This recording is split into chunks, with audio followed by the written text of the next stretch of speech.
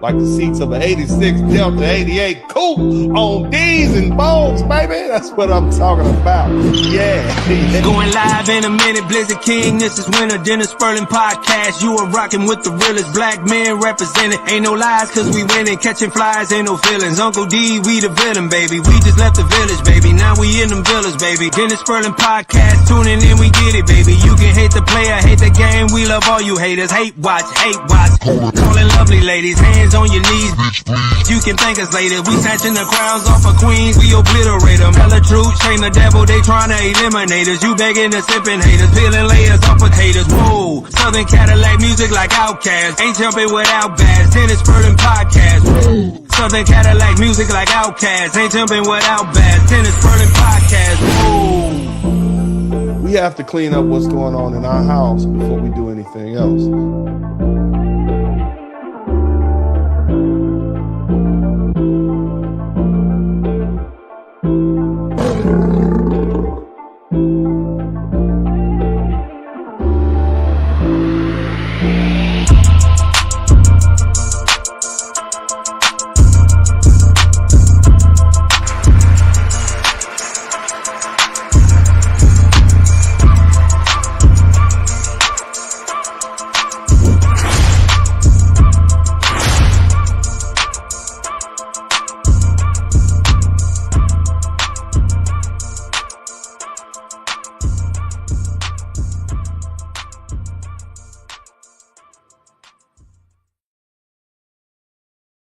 My name is Spurling. I'm an attorney here in Houston, Texas. My mandate is to be an advocate for black men, largely because I am a black man. I'm a black father. I have black sons. And I want to make sure that the issues confronting black men are defended, protected, enunciated, spoke upon by black men who have a vested interest in the black community.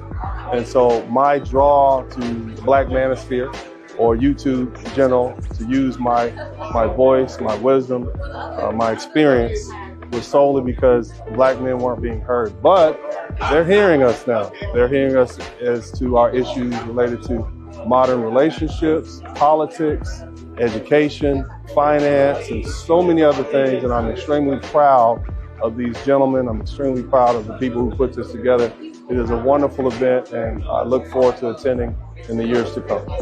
Hey man, I do what I do. Ask us why black men would vote for Trump. Ask yourself why the Democrat Party has become so out of touch with the very people who have been your most loyal supporters for decades. If Trump, with all his baggage, is looking like a viable alternative, that's a sign that you're seriously failed us. And here's the thing, I want you to understand something. I also want to say that seems to be more pronounced with the brothers. Yeah, okay. Hey, y'all, come look at this. So if you don't mind, just for a second, I'm going to speak to y'all directly.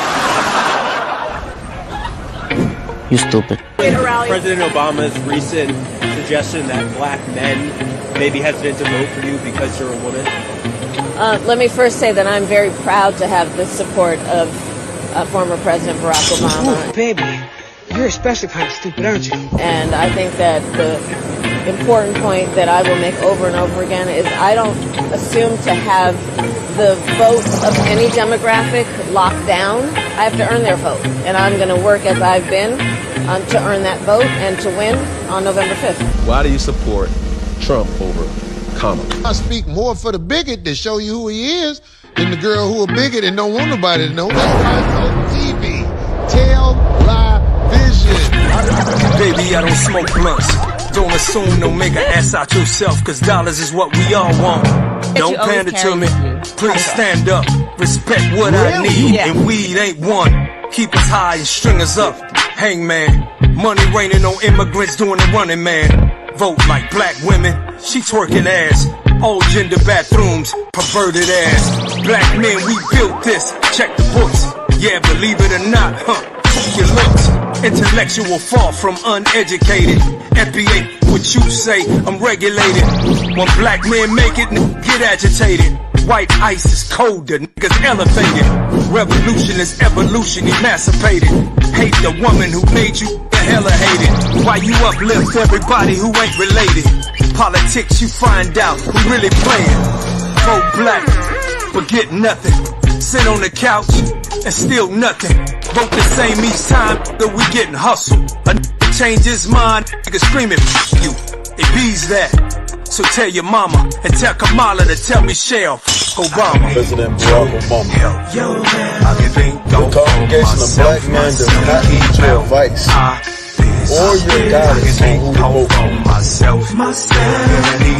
Number one, Kamala did not grow up like that. He grew up in upper middle class. Really, that don't matter. I'm voting on policies, and her policies suck. So Obama, keep your mouth shut. Think about it. Think about it. I spree now off the plantation. Independent, no commitment to the clan. There's an old saying in Tennessee, I know it's in Texas. Shame on me. Never fool me again, my votes ain't free. Fool me, we can't get fooled again. It's for my family, yeah, abortions. Black men I salute, yeah, they can't afford us. Why you think they play us all like we ain't important? Our women taking flights, you know they can't ignore us. Divide and conquer, me and my mama, Trump or Kamala. Where them black dollars? You voting white, what Kamala did it. Her husband white, her step kiddies. The only piece of advice I would have for her in the event that she wins would be to let her husband Doug anywhere near the nannies. Just keep them away. That's a messy one. Her white granny, her black nanny. Michael Jackson will be proud of his sister Janet. The rumor that Janet Jackson is mad at you because you prosecuted her brother, the late great Michael Jackson. That's on the internet. Clear that up for people. That's just not true. I know. Yeah, on either count. She's not mad at you? Well, I mean, I don't know. I don't know. I have not talked. Bear with me for a second. Let me put y'all on game. The child will be able to recall and recollect with some detail the incident, and that is persuasive to a jury, even if it is the only testimony that is available. Gotcha, She got his back. That's for life with it. You support, turn around, they stick a knife in it. Thank you, Jan. Thank you very much. We not the same. Just see you on the bus. 400 years and change. Your family broken up. Buck broken us. You not from the dust. As they say, they not like us. No, they not. Is there ever a situation where a female leads? Never. Never. You still don't get it when we spit it. You are not like us. I don't need your help. I can think all for myself. And keep out our biz. I can think all for myself. I don't need your help. I can think all for myself. And keep out our biz. I can think all for myself. I don't need your help. I can think all for myself. And keep out our biz. I can think all for myself. When you look at President Barack Obama's political behavior in the White House towards African Americans, I cannot, in good conscience, want any African American boy to emulate the neglect that their president has shown for African Americans.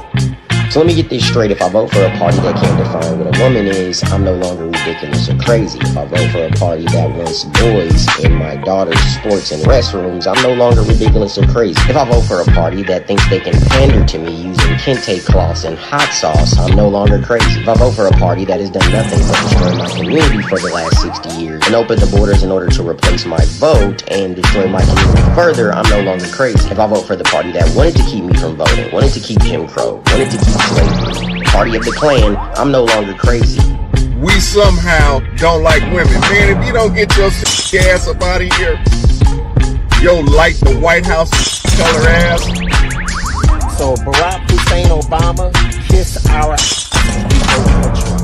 all them signs that say black voters, that was very offensive. That was very racist. And I'm gonna say that. That was very racist. If it was Donald Trump and he had signs up that said black voters, literally CNN would be spinning that all damn day calling him a racist. Respectfully, President Obama, what you said is not acceptable.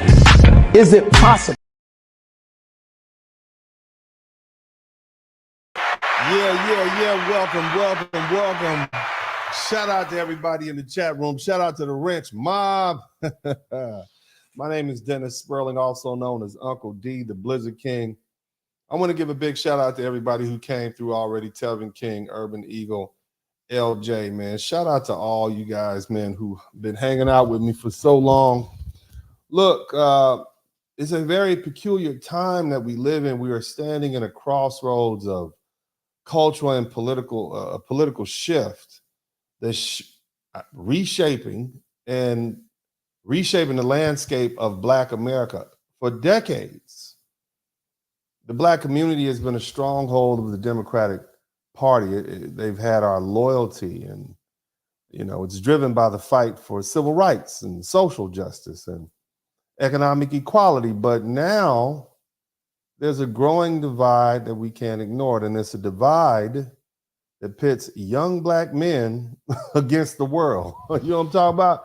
So this very political establishment that once claimed to uplift Black people and Black men, we're not feeling them. So we're looking at more than 30% of Black Americans are now leaning towards supporting Donald Trump in 2024 in this election. And leading the charge is the young brothers. And when I say young, I'm talking about under 50. So this shift is not just a political anomaly. It's a reflection of a deep-seated, deep-seated set of frustrations, a lot of unmet promises and rejection of traditional power structures that have governed the Black community. That's what we're looking at right now. Now, I'm gonna go ahead and turn the Facebook page off. It's time for you all who have been hanging out with Facebook. You got to come on over here to YouTube. So it's time to go ahead and ease your way on over here to YouTube and partake. You can find me, everybody on Facebook. Go ahead and find me on YouTube, Dennis Spurling Podcast, so we can keep it all in unison. But either way, I want to make sure, and shout out to my Wrench Mob. Big shout out to Glow Hardy. Shout out to Terrell Weiss. Shout out to Boris Barracuda, Mark the Freelancer.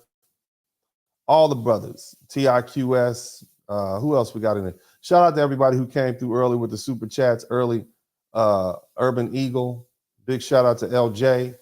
Who else we got out in here, man? I saw one more come, Tevin King. Good looking out, bro. Appreciate you guys for coming in early.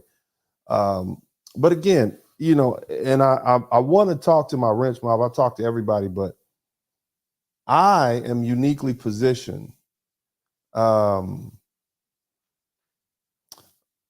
that I have been speaking to Black men for over a decade now. I've been almost a decade, and it has been a situation where I understand exactly what's going on when everybody else seems to be finding this to be a mystery. They just have no idea what happened to Black men. We, they're acting like we're uninformed. They act like we don't know what we're talking about. And the reality is this has been something that's been brewing for a minute, you see? But a lot of these folks are just clueless as to what's going on. And in this particular situation, we're looking at, or should I say, at the heart of the crisis, in my opinion, is a relationship between Black men and Black women. And it's shaped the way it's been shaped, and in many ways was fractured by decades of political gamesmanship by the very same party, the Democrat Party, that can't seem to figure out how this happened, okay? Because see, while the Democratic Party was empowering Black women through policies like affirmative action, welfare, on the flip side, they left Black men feeling excluded. They left us feeling marginalized and without a voice. So today, you have the brothers, the same brothers that felt that way, the same brothers that had to deal with deep-seated frustrations, unmet promises, rejection of what would have typically been the traditional power structure in any family unit. Now you see the brothers getting their get back. Somebody type get back in the chat room. You see? No, young black men are no longer willing to be quiet. They're no longer to sit quietly and on the sidelines. They're actually asserting themselves. They're asserting their independence, and they're challenging the status quo and breaking away from the control that was given to black women by the Democrat Party and the government in general, who've had it for so long, specifically about 60 years. Now, this is about power, it's about identity, and it's about the future of the black community. It's about why brothers are turning away from the traditional paths laid out for them, or should I say foisted upon them, and why the political and social dynamics between black men and black women are now at a breaking point. We are looking at a day of reckoning. It's a time where we just have to deal with it head on. Now, the battle brewing between black men and the traditional, I would say, black female, everybody knows that black women run the black community, right? They even call it a matriarchy. You know, instead of a patriarchy, they say it's a matriarchy. That's why brothers are so easy to get along with. You know, that's why black women end up raising a lot of the children and have so much say so. You see? But now we're looking at a new cultural and political reality that we can't ignore. For decades, black women were empowered by the Democratic parties and the policies, and they've been positioned as the backbone of the community. They led the families. They guided the households. They stand. You know, they've been forced to stand strong in the face of oppression, even. So, you know, now the tide is turning. More and more young black men are rejecting the status quo and gravitating towards conservative ideals and aligning themselves with MAGA. Somebody type Black MAGA in the chat room. And the Republican Party, in ways, aligning with the Republican Party that kind of just shake everybody to the foundation. And, you know, this specifically to the long-standing matriarchy. So we're going to chop it up for a minute. You guys hit the #1 button. I'll be right back. Have pride in yourselves. Don't be so hard on yourselves. That's the other thing. Don't let this world keep kicking you and making you feel like you're not good enough. You plenty. I don't care if you're 10 pounds, 50 pounds overweight, 30 pounds underweight. You don't make enough money. You make too much money. You're too tall. You're too short. You're perfect the way you are. And I want you brothers to begin to take that. A lot of you guys did not have father figures to reinforce these things in you. You don't have that manly fatherly love supporting you in the back of your head saying, son, you can go out there. The world is yours. I'm not your father's, but I love you like I'm your own uncle. We all one people. And so I'm telling you, brothers, I love you as a person that most people would say is successful. I'm telling you, the opportunity is out there, and most of you guys are doing much better than I was at your age. You're more confident. You got the world. You got the benefit of people like me who've made mistakes, and I want to see you ball. That's it. All right. All right, welcome back to the broadcast. So like I was saying before the break, for years, black men have felt sidelined, forgotten, and excluded from the political and social benefits that the Democratic Party extended, mostly and exclusively to black women. Programs like affirmative action, welfare, and other empowerment policies, and in many ways uplifted black women while leaving black men behind. And the result is you have a fractured community. You have a lopsided community where the women are financially empowered and the men are kind of just left out to hang. And, you know, and then you got black women who've been led to believe by media and politics that they don't need a man.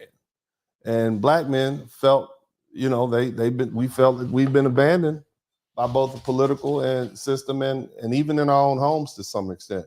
And so as more black men embrace I guess what you would call the Black MAGA movement, we're witnessing a rejection of the narrative that black men must follow behind the political lead of black women, or even the social lead. I mean, if you look at the fact that you have passport bros in place, that lets brothers know. And shout out to Afron Richardson. Thank you so much. We got 4. We need about 16 more. 20 will be plenty. But let me get back to this. So you have black men who are no longer willing to be marginalized. They're stepping out of the shadow of the matriarch and they're reclaiming their independence.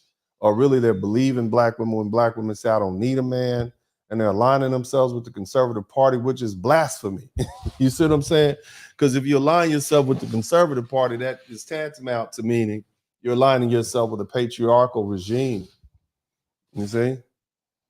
And they're promoting individual success instead of community success, the economic freedom and family values, which is, and talk about traditional family values. Black women have been enjoying the privileges of the Democratic Party policies for decades. And now, the consequences are going to be. So, we're dealing with a situation where,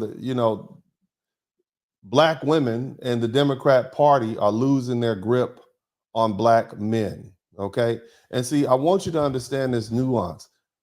The Democratic Party artificially empowered black women, okay? And so black women accepted what the Democratic Party gave them. That uplifted them. And now but it only works if they're able to control black men. And so now what you're going to find is black women will no longer be able to serve the interest of the Democrat Party, okay? And so because of that, you're going to watch the Democratic Party walk away from them. And one of the challenges, let me take a quick break. I'll be right back. You guys hit the #1 button. Thank you guys so much. Podcast, click your mouse pad. Yeah, we out back. Hit the like, hit subscribe. Don't just hate watch, cause we outside.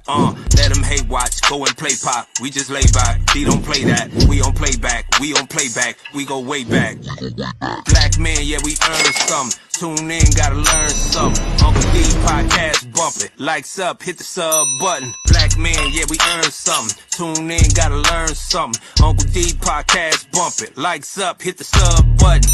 This is Dennis Spurling podcast. Don't just hate watch, hit subscribe and let them know we outside. Don't hold hate, donate. Super chat, cash app. Put something in the collection plate. Church. All right, welcome back. So again, what we're talking about is a political shift. Now, the thing is, and I find this very interesting, and I'm gonna run a couple of videos, and the conversation is black mother doesn't understand why black son is voting for Trump. And I got some video I want to share with you guys, but you guys have seen people like Stephen A. Smith, you've seen Van Jones, you've seen Sonny Halston, and these gatekeepers are confused. And the reason they're confused is because they're truly uninformed, because they're stuck in an outdated narrative about black men and our voting patterns. They believe, or they believed, and shout out to my man Nuruddin, FDNY guy, thank you so much, 1677. I'm gonna read all my super chats at the end. But again, I wanna go back to these gatekeepers. So these gatekeepers believe what is a narrative, an outdated narrative that black men, they understand black men's voting patterns. They believe that the loyalty of black men to the Democratic Party is unquestionable. Okay, but that's not the case, and it never was the case. Black men were loyal to black women, and we were willing to vote for the Democratic Party because black women coerced us or wanted us to vote for the Democratic Party. See, in reality, is different. Black men, like men in general, are voting based on their interests at this point. And those interests are no longer tied to the same democratic policies that once helped sway the community over. Okay, so here's the thing. When people, let me see. First of all, when people like them talk about this, they're missing the point. Facts are 46% of black men aren't married and don't have children. So when they say family, okay, what are they talking about? When you discuss loyalty to the Democratic Party, Black men are not chained to a narrative of providing some idealized family structure. We don't have families like that. Most of us are focused on our own personal progress. Okay, 57% of black men reach the middle class at a higher. They reach middle class or higher before middle age. So we're doing fine. The truth is, black men don't like the Democrat policies, and for the same reason that many other men don't like the Democratic Party policies. We don't like their approach. We don't like the identity politics. There's economic strategies and there's policies that undermine masculine roles in society, and those don't resonate with us. And in the context of the gender war, that's growing in society. We're no longer beholden to black women when it comes to voting. Remember, our sisters told us at the behest of the Democrat Party that they were strong, independent, and didn't need a man. Okay, and now black men are voting their interests. We're voting our own economy. We're voting for our own social reasons, our own personal reasons. And we're seeking policies that provide real opportunities and stability, not handouts and not hollow promises. And that's why more of us align with the conservative parties. It's not complicated. We've stopped being tethered to the narratives that don't reflect our reality, and we're voting accordingly. And that's it. In other words, fellas, we are voting just like every other man. The only reason we even voted for the Democrat Party all these years is because black women did that. But now this same Democrat Party, which uplifted black men or uplifted black women, has caused a rift amongst black men and black women. And black men say, okay, well, we're going to go ahead and vote our interests. So in effect, what you're looking at is the Democrats receiving the karma that they deserve. Now, big shout out to my man ATL Slab Rider. Good looking out for that $100, man. I'm gonna make sure I read everybody's super chat at the end of this. I want to keep this thing rolling. Now, what I'm gonna do is I'm gonna cue this up. This lady, she's a mom, beautiful woman. She's an attorney. She's at least married at this time. I'm gonna let what she says play, and I want you fellas to listen. Just listen how flabbergasted she is at the fact that her 20-something-year-old son is now aligning himself with the Republican Party. She's liberal. She has a husband who's liberal. They live up north. Apparently, this young man has moved down south. And young man, if this is your mom, I'd love for you to come on and explain to your mom why you're voting Republican. Because the thing is, and I don't want to get too far off track because I want to stay, they just refuse to believe that we are intelligent enough to vote. It's got to be some emotional reason. There's no way black men have come up with this on their own. There's got to be some communists somewhere, some aliens, or some magical midgets somewhere that have convinced us to vote for Donald Trump. But listen to Mom talk. You guys hit the #1 button. Let me know if you get fair use, fair use, fair use. You are the mom, the aunt, the cousin, the grandma, the sister, the friend of a black male who is of voting age. I desperately need you to watch this video. If you're not, you can keep scrolling. But if you are, I need you to watch this video and I need your advice. I am a mother of a 24-year-old handsome black male who lives down the south. I live up north, but he grew up in a very, you can call it liberal household. Mm-hmm. My household has always, including my husband, he grew up with a man in the household, a male role model. Both of us are educated. We've always advocated and been activists for the rights of marginalized and oppressed people, to include people of black, brown, Muslim, Asian, people with disabilities, LGBTQIA, et cetera, et cetera, et cetera. Now, I want you to understand how sincere mom is. Mom is so sincere with this confusion. She does not understand how her baby ended up being one of these fools that decided to vote for Donald. She don't get it. She is clueless. I know why, because I've been listening to you brothers for over a decade. But she's confused. How is it that my son, who's raised in this liberal household, right? And what has happened to him now? She's confused. Somebody type confused and bewildered in the chat room. Let's go. We've talked about rights as we have a nonprofit. We do lots of things in the community that supports the politics and the policies of Vice President Kamala Harris. I even remember Now, keep in mind, to a lot of black people who are stuck in that, it's like the Republicans are evil. They're evil people. But you got to understand, black men have been the bad guy for centuries now, or decades at least. And so why is it, I'm a bad guy, they're bad guys, we're just going to align with each other. Somebody say, embrace being the bad guy, embrace being the bad guy, embrace being the bad guy. Who told y'all that first, right? I told y'all that first, and I said, reap the benefit of it. Be the bad guy, vote Republican, get lower taxes. There we go. So let's let mom continue. Day that Barack Obama won the election in 2008, and my son was 8 years old. And the very next day he got up and put on a suit and tie. He wanted to wear that to school because he saw himself in that moment that he could be the president of the United States. However, in the past several months, he has been giving me strong indications, although he has not said it out loud, that he wants to vote for a former president, Donald Trump, in this election. Look. Look, let me tell you. I just want y'all to look at that double head nod right there. That's anger. That is pure rage right there. I want you to listen to it. Bless her heart.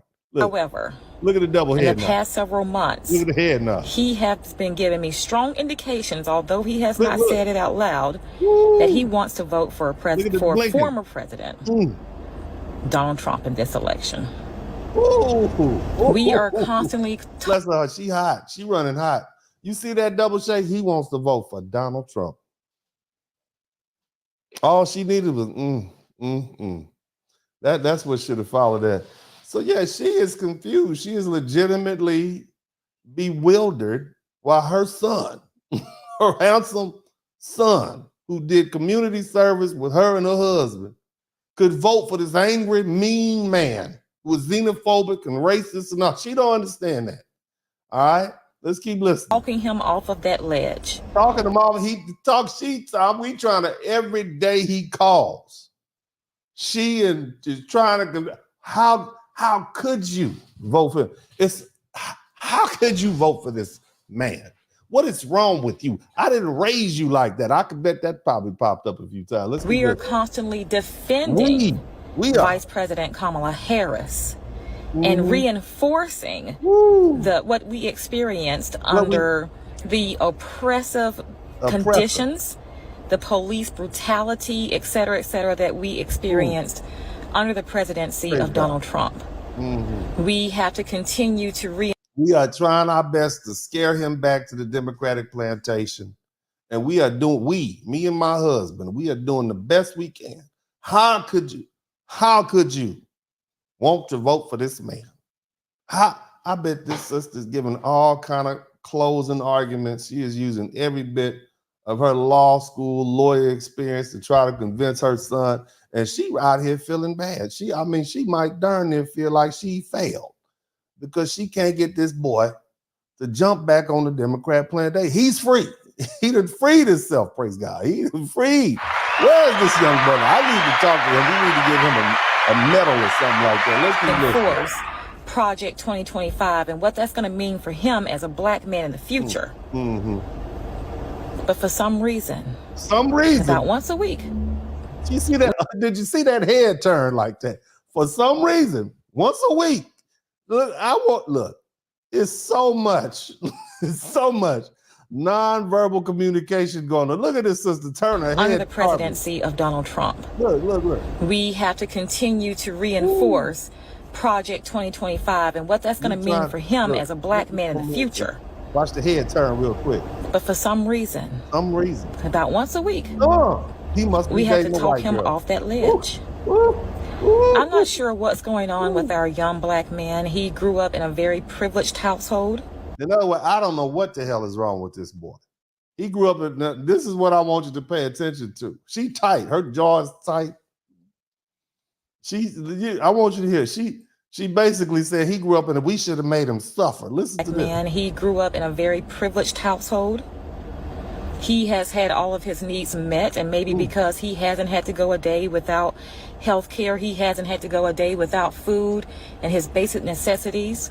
If his human rights or his educational rights or whatever rights that he is entitled to has ever been breached, we have always been there to advocate for him. So basically what she's saying, maybe we should have deprived him of some of his rights. Maybe we should have tortured him a little bit so he can appreciate the downtrodden. Because this boy, we should have beat him a little bit more. That's what you, look, I'm reading between the words. She's angry. Honest, Mom, look, I feel you, Mom. You would have thought his son came back home with a white girl or something like that. The way she is talking to the screen right now, you got to go to the internet and make your boy. I feel you. I feel you, baby girl. It's all right. Y'all pray for us. Somebody put your hands up on the screen and pray for hallelujah, Mom. You gonna make it through, baby. Somebody type Black MAGA in the chat room. Praise God. We ask you, Lord, to relieve her of all the stress and anger that she's going through. He just brought a white girl home vibes from him, Lord.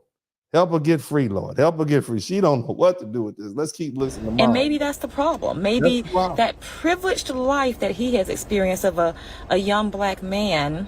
We let him have, we treat him has somehow aligned with Donald Trump's privilege. Somehow. I don't think that's it, baby. And somehow he sees himself more in him than he does Vice President Kamala Harris. But more importantly, but what really keeps me up at night is that as a black woman, I have always made it a priority to show him the strength of a black woman. I started out as a single mother. So you telling us you out here, you show them the strength. Somebody in the chat room, when a black woman says that she showed you the strength of a black woman, interpret that for all our white and Hispanic friends, because they may not understand that intonation and statement. When a black woman says, I showed him the strength of a black woman, what does that mean? Come on, give it to him, y'all. Let's show him what that means. Strength. With him, I went to law school with him. His first day of kindergarten was my first day of law school. So he witnessed me struggle through law school. He witnessed me even after I graduated, started making salaries, the struggle and my rise and my fight through many things throughout my life. Struggle, bitterness. And to not see that same strength and determination in another black woman. Now, hold on now. Now you saying that Kamala Harris is a black, we don't believe you, baby. Maybe your son don't think she black. Have you ever thought about that? He might love you. He loves you. He loves his mama. Most black men love their mama. She could be a crack fiend, but she's still a black queen. They love their mama. He don't see her in you, baby girl. That I'm just saying. Let's keep listening. It has me down. It has me disappointed. It has me somebody type it has me down. These black women don't understand how these brothers are. It has me down. Somebody type down in the chat room. Wondering, where did I go wrong? Where did my household go wrong?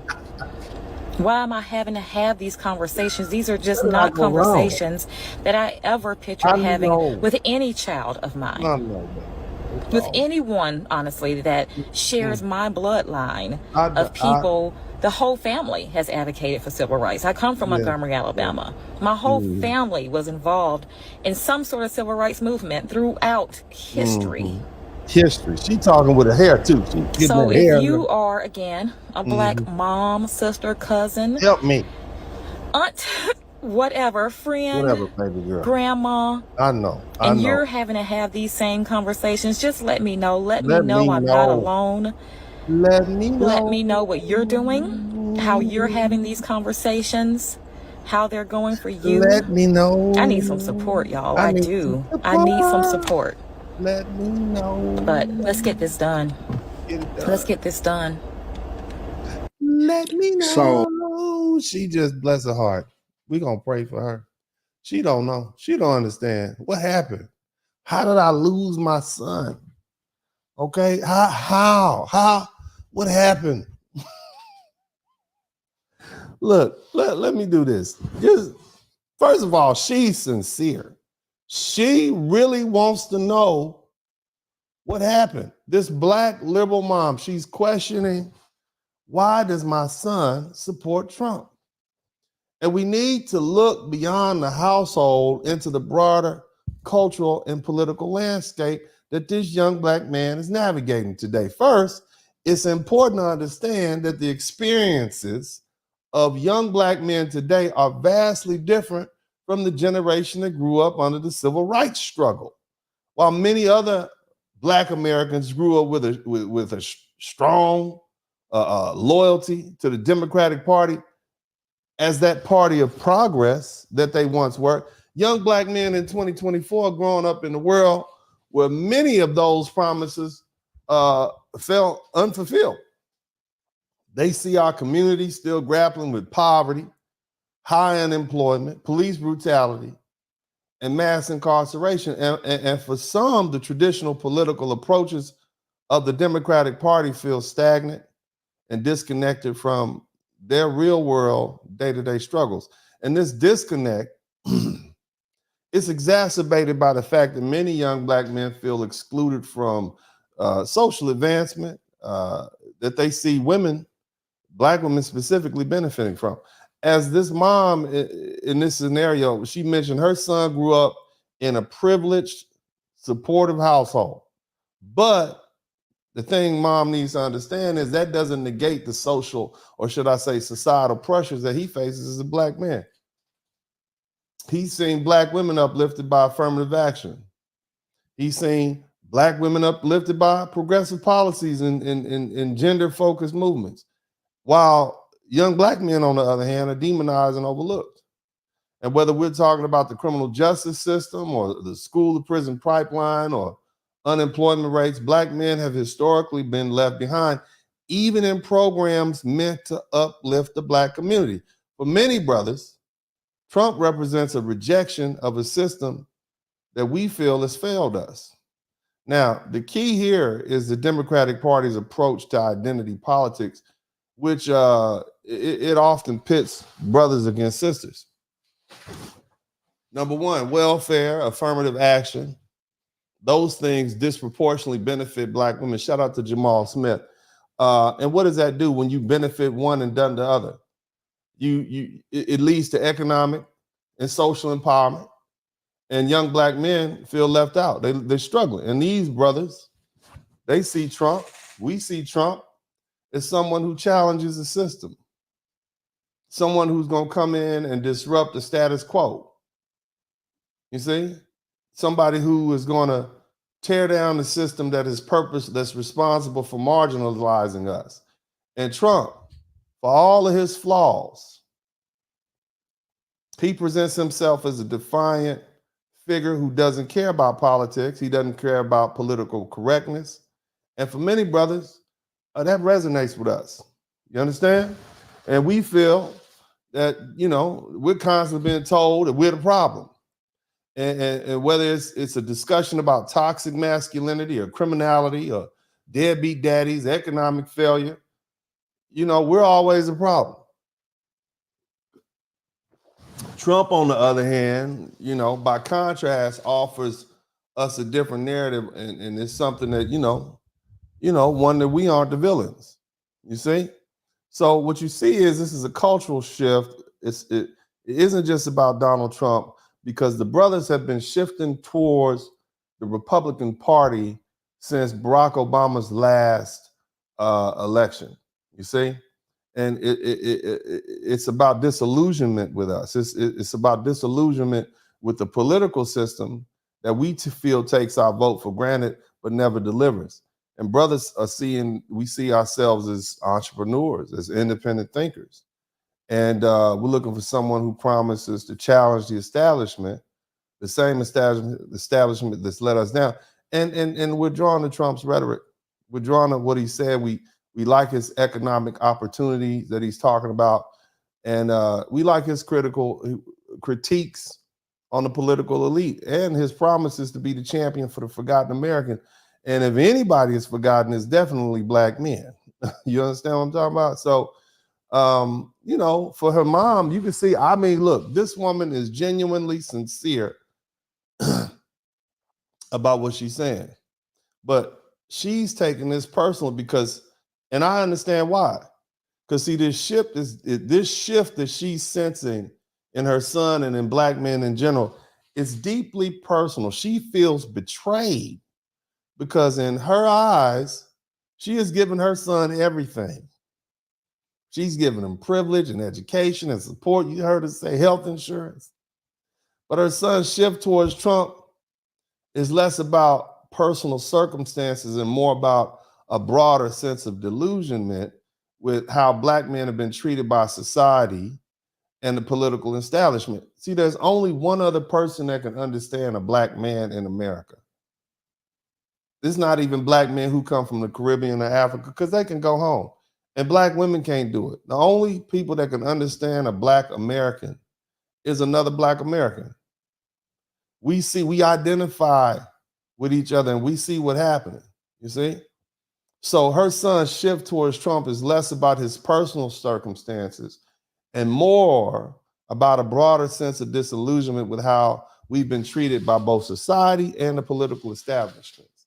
See, in many ways, this crisis of identity is what you see going on. Shout out to my man Nuruddin, FDNY guy 1677.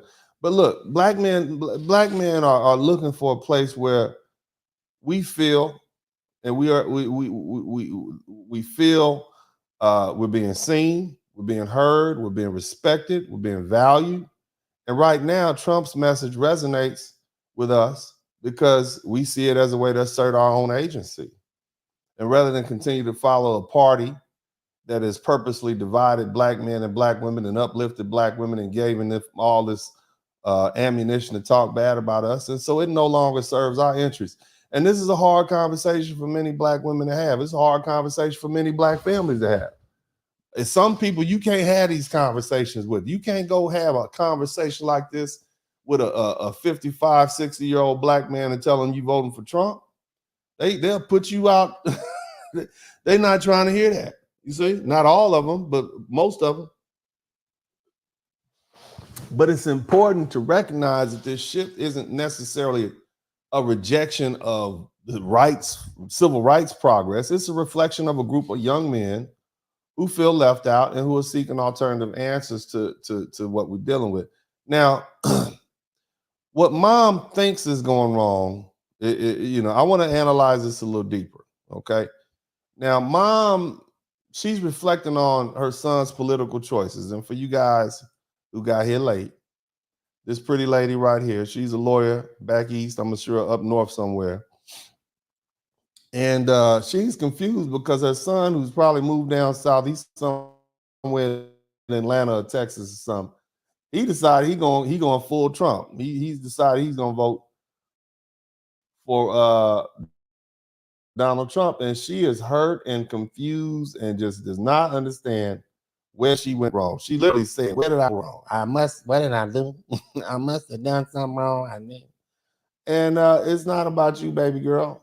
That's the thing, and that's what I'm trying to help these folk understand. It's not about them. It's about your son looking at the big picture.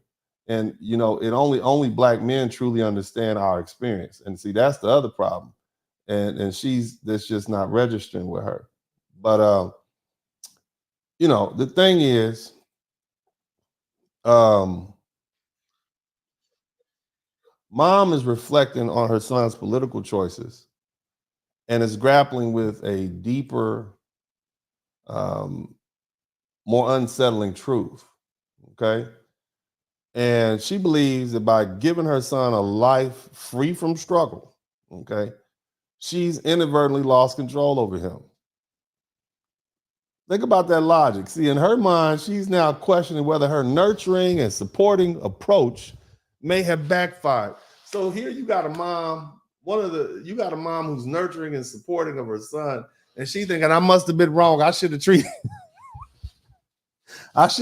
him a lot worse. That's basically what she's saying. I should have treated him a whole lot worse than what I treated him. And and just think about that rationale. Instead of raising a son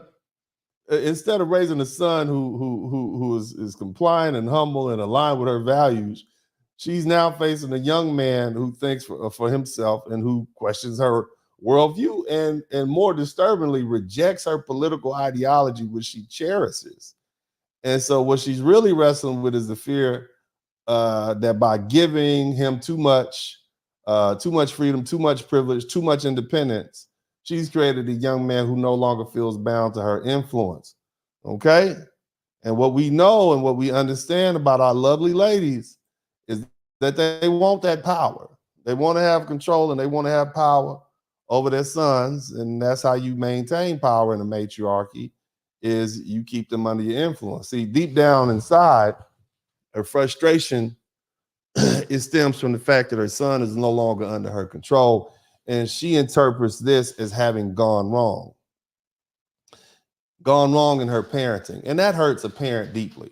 Okay, no matter what it is, a loss of control over your young son, she thought would be a reflection of her values and her beliefs, and he done went off and went black MAGA on her, and she envisioned herself as a strong guiding force in his life, and she's showing him the way, but now he's strayed from the path and it feels like a betrayal. That's what you see. It's not just hurt, it's betrayal. Shout out to my man Nuridan, FDNY guy.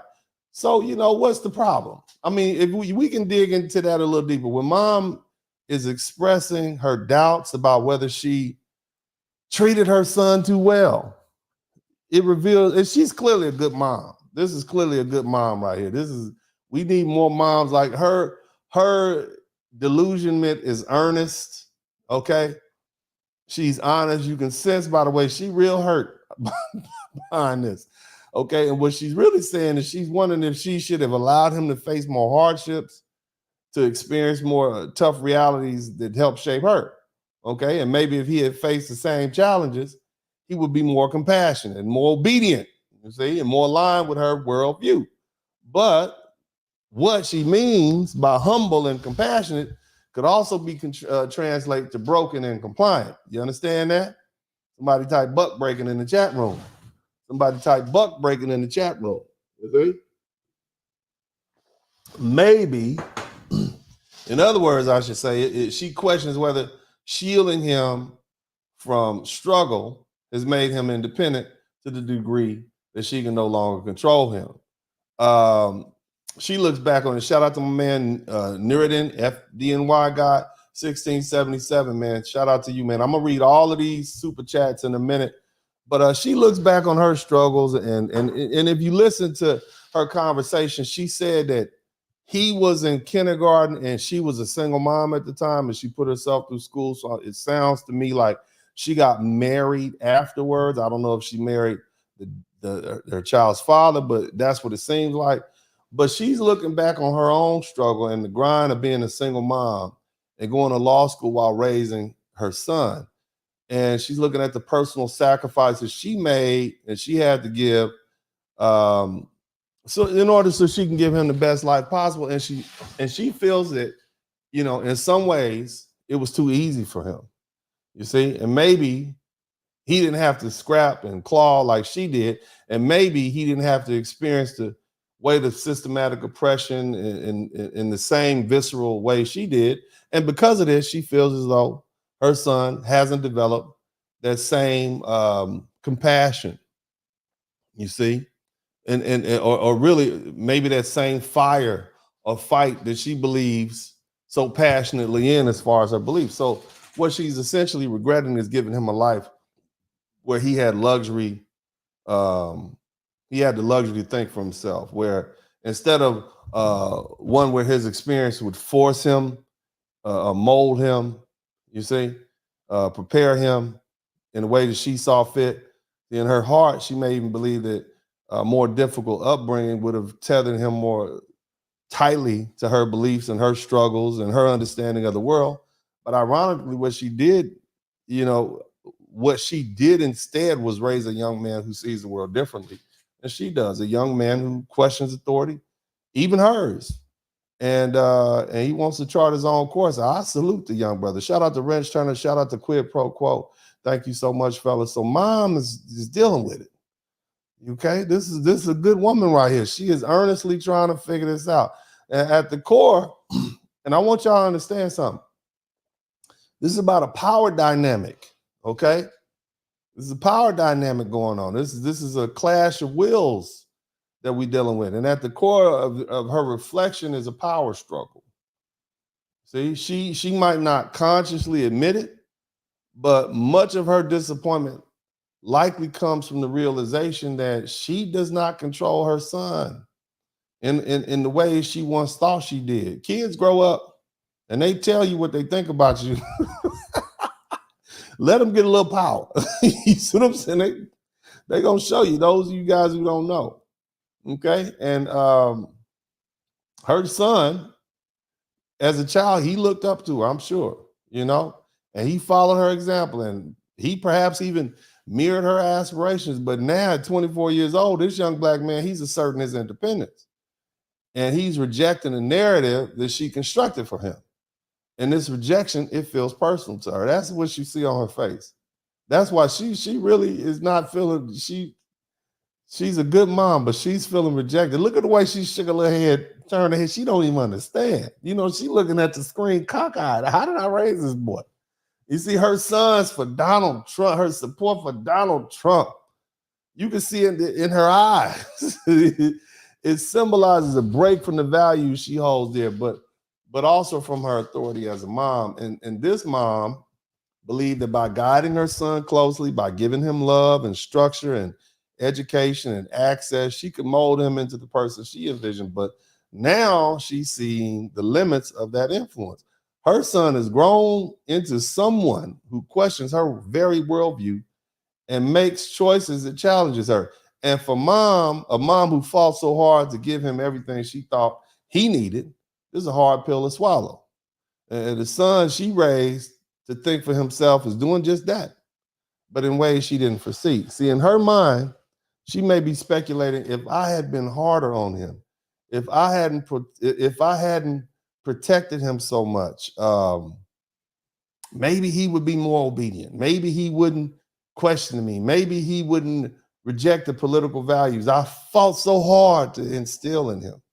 And what she's lamenting is not just a difference in political opinion. It's a loss of control over a son who now thinks for himself and makes his own choices, often in direct opposition to her influence. Now, the other thing you got to understand, and shout out to my man Glow Hardy. Where's Glow Hardy at? Is Glow Hardy up in here? Shout out to my wrench mob. Y'all, I've been hearing stories. Y'all been running off to other people's pages and talking about the stuff we talk about. Everybody ain't gonna treat you like me. I let y'all ramble on and on and on and on. So I want to share a quick video with you guys. Man, shout out to my wrench mob. I'm proud of you dudes, man. Don't let them shut y'all down. Everybody type Glow Hardy in the chat room. We're gonna take a break. We'll be right back. All that lying and hustling and no, the street dudes ain't really rocking with that. They see it for what it is. What's going on, brother Niger? Man, what's up? I just found out about you like a month ago. I haven't seen Hidden Colors or anything, and it's like I dealt with this whole like other thing, but to get to the point about like, how the streets and the higher society of Black people connect, I think that it's a very important topic of conversation because you want to be able to relate. I think men of character relate to the plights of the average man. Yeah. This is when we talk about the poem of, I know it's a white guy, but it's a very profound poem, taking it away from race. Rudyard Kipling's If. Yeah. You know, the line where he says, if a man can walk amongst commoners and still retain his values, you know, like, I just think that relating to the plights and pleasures and experiences of the average man, even if you're in a higher position, is, you know, very valuable to a man's character. It speaks higher. I think it speaks volumes about a man's character when he can relate to those who are in destitute circumstances and having to do things, you know, less conventional, you know, to get it how he gets it. You know what I'm saying? Oh, yeah. I definitely experienced that, you know. And I'm coming from Chicago, you know what I'm saying? It's tough here. This is the playing ground for the CIA and the FBI and like all types of crazy stuff. Like you talking about like big, you know, 3-letter agencies. And so like the way that we have to think here, you know, not necessarily outsmarting the police for our own, you know, good, you know, but it is for our own good, but not trying to be on no BS, but just like outsmarting these people who are trying to think like 10 steps ahead of us and stall our forward progress, you know. Yes, land your plane. There you go. Thank you so much. Something I got land people plane. I feel you, a little long-winded, but there you go. Had to land his plane a little bit. But I feel what he's saying. The brother made some very good points, man.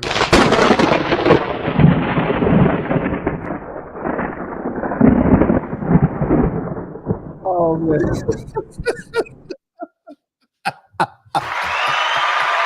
Man, Glowhardy, you know you wrong with everybody not gonna let you just ramble on and on like I do, man. You got to let bro, look. Hey, shout out to the Wrench Mob, though. I see y'all out there kicking up dust. Many of you guys have started your own channels. But you guys who just came here, man, for years, I let the brothers come on and just talk. And we'd have open conversations about whatever they wanted to talk about. We'd be way up in here, way into the night, talking about things. And, you know, I just let them ramble on. Sometimes we've been here for 2.5, 3 hours just letting them talk because they needed to get it off their chest. And but the thing is, I listened with them, I interacted with them. So I pretty much know everything they're going to say when they're going to say it. I've learned their different personalities. And I've encouraged many of these young men, young brothers to go off and start their own channels. Also to of course, go off to other people's YouTube channel. But look, everybody ain't going to let you talk like I do. His real name is not. Everybody ain't going to let you talk like I do. Tariq cut you off. And you hear what he said. Yeah, I just heard about you a couple of weeks ago because I oftentimes mention the good brother Tariq Nasheed. He's a historian. He's a TV producer, and so man, shout out to Glowhardy, man. Keep up the good work. But back to what we talking about. So, for those of you guys who came late, this sister here, and shout out to Hootsie, thank you so much, and also shout out to Alexander Ruffin. I'm gonna make sure I read all these super chats. But this sweet lady right here, her son MAGA has got her son. Donald Trump has got her son, and she don't know what to do about it. And she does not understand how Donald Trump was able to convince her son. And what she don't know what's wrong with the rest of you black men either. How dare y'all vote for Donald Trump? I don't understand. I don't get it. And so again, this lady, and when you listen to her conversation, there's this fear of independence, a fear that her son's political choices represent not just rebellion, but a full break from the values that have defined their relationship. The strength she showed him as a black woman, sacrifices she made, and the values that she believed or she thought she was imparting, it seemed to be lost on him. You see, she wonders, where did I go wrong? She even said that. Her fear is that she has lost him to a world that she can no longer control or even understand. A world where her son, her baby boy, no longer sees her struggles as the lens through which he should view the world. So what mom doesn't recognize is that she did exactly what many parents hope to do. She raised an independent thinker, but in doing so, she lost the ability to dictate his choices. The very autonomy and freedom she gave him, the privilege that she worked so hard to provide, that's allowed him to form his own identity, one that no longer aligns with hers, but still, that's what it's allowed him to do. So that's what bothers her, you see? And that's the irony in this. Shout out to Barry Little. See, the realization that her son is no longer an extension of her beliefs, but his own person, making choices that reflect his experiences, not hers, that's scary to her. That's what you see happening. It's fear. Now, what's really at stake?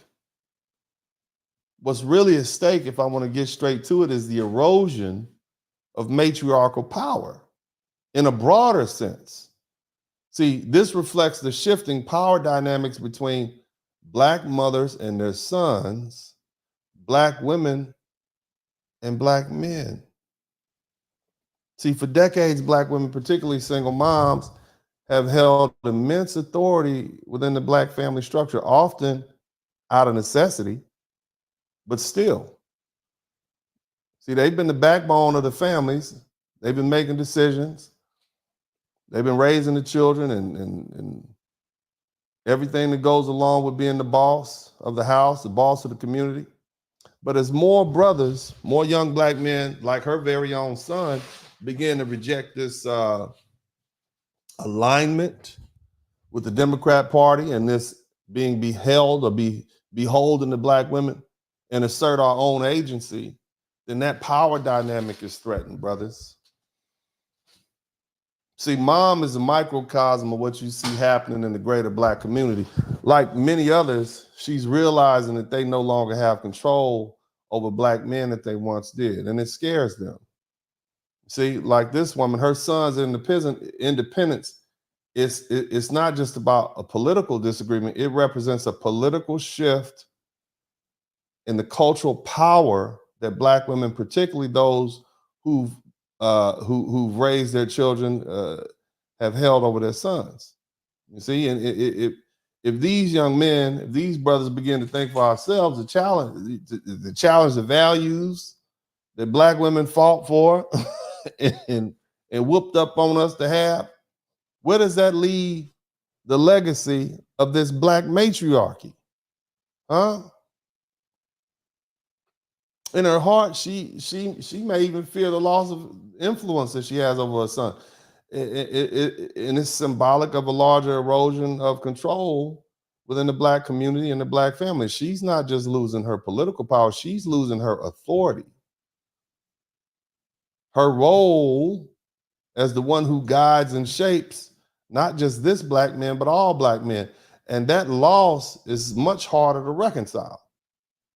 You see,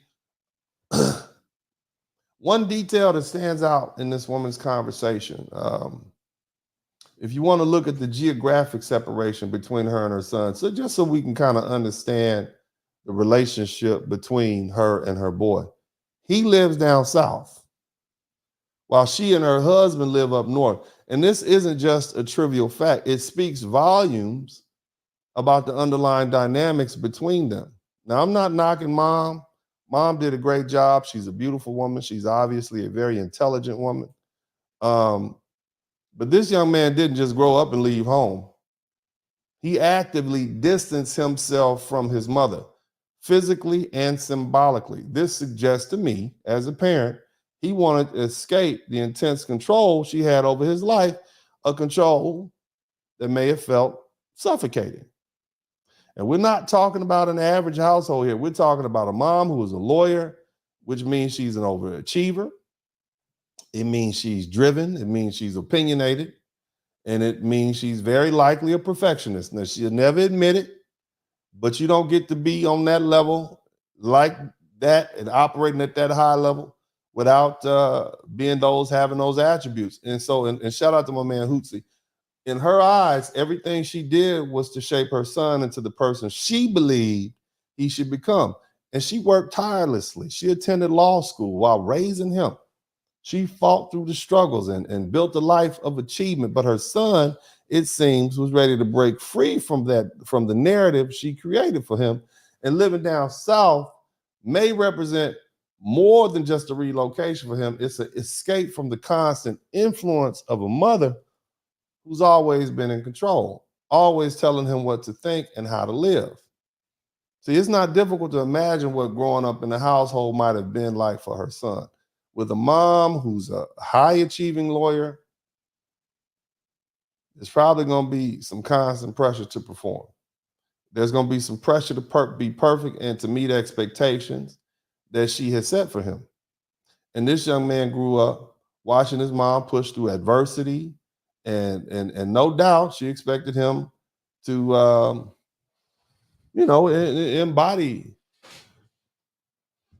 embody what she thought would be ideal for him as a young man. You see? So, what happened? What happened when the child grows up feeling that their entire life is mapped out for them? They rebel. They seek freedom. They look for ways to define their identity outside their parents' influence. And for this mom, everything about her son's upbringing was strategic. It was calculated. It was designed to produce a reflection of her own values and success. So from her perspective, she provided him with every opportunity. He never had to struggle for basic necessities. He never lacked for education or healthcare. And she believes that by giving him everything, she ensured his success. But what mom failed to see is that in doing so, she may have stifled his ability to carve out his own path. And so her son moved down south, away from her control. And that speaks volumes about his desire to break free from the influence of a highly driven, opinionated mom who likely had little tolerance for divergence in views. The fact that this woman, this lovely lady, has got on the internet and I'm sure her friends know who she is, and her son is seeing her and like, that's your mom on the internet, your mom on TikTok, dog, roasting you, you see? So she did this for a reason.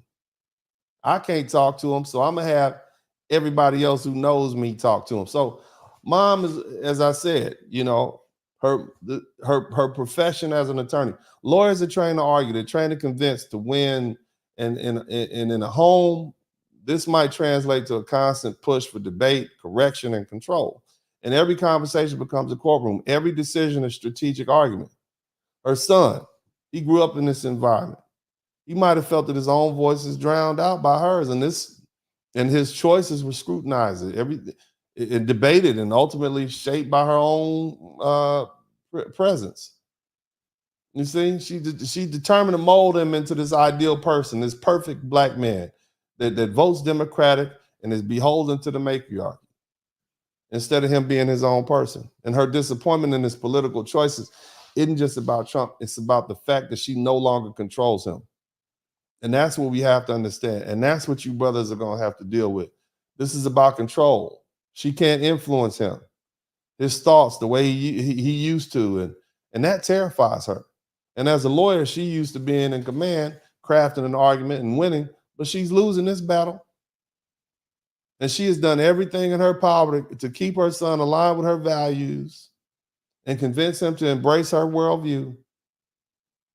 And here he is breaking away, making choices that feel like a direct contradiction to everything she stands for. She probably embarrassed to tell people that her son is voting for Donald Trump. You see? That's what we're dealing with. That's what we're dealing with. But family, brothers, we got a changing dynamic going on between black men and black women. Somebody type Big Mama is dead in the chat room. You guys who've been with me for a minute, you understand where I'm going with this. There's a loss of reverence and respect that black men used to have for black women. See, the reality, many black women, including his mom, are now facing a truth. And I've heard it here. I heard it first. Whenever I do those broadcasts about moms and black moms, back in the 80s, you could never, a black man to fight you about saying something about his mom. A black man would. But black men, you're now facing the fact that black men no longer have that same I guess, ideal love and respect for black. We still love black women, of course. Okay. But this shift in perception is not something that happened overnight. It's been brewing for years. And the reasons behind it is complex and it's multifaceted from, my God, exposure brought by the internet. Somebody type sexy red in the chat room. You got these changing dynamics in black households. You got young black men today are seeing black women, particularly their mothers, in a very different light than previous generations did. See, the internet ended all the secrecy. See, one of the most significant factors driving this shift is the internet, which has exposed things that were once discussed quietly and in private rooms. The internet has become a platform where dirty laundry is aired, whether it be for relationships, family dynamics, or even the individual's behavior. It's all aired out for everybody to see. Social media, podcasts, YouTube and other platforms have brought light to behaviors and attitudes that black women used to discuss in private circles.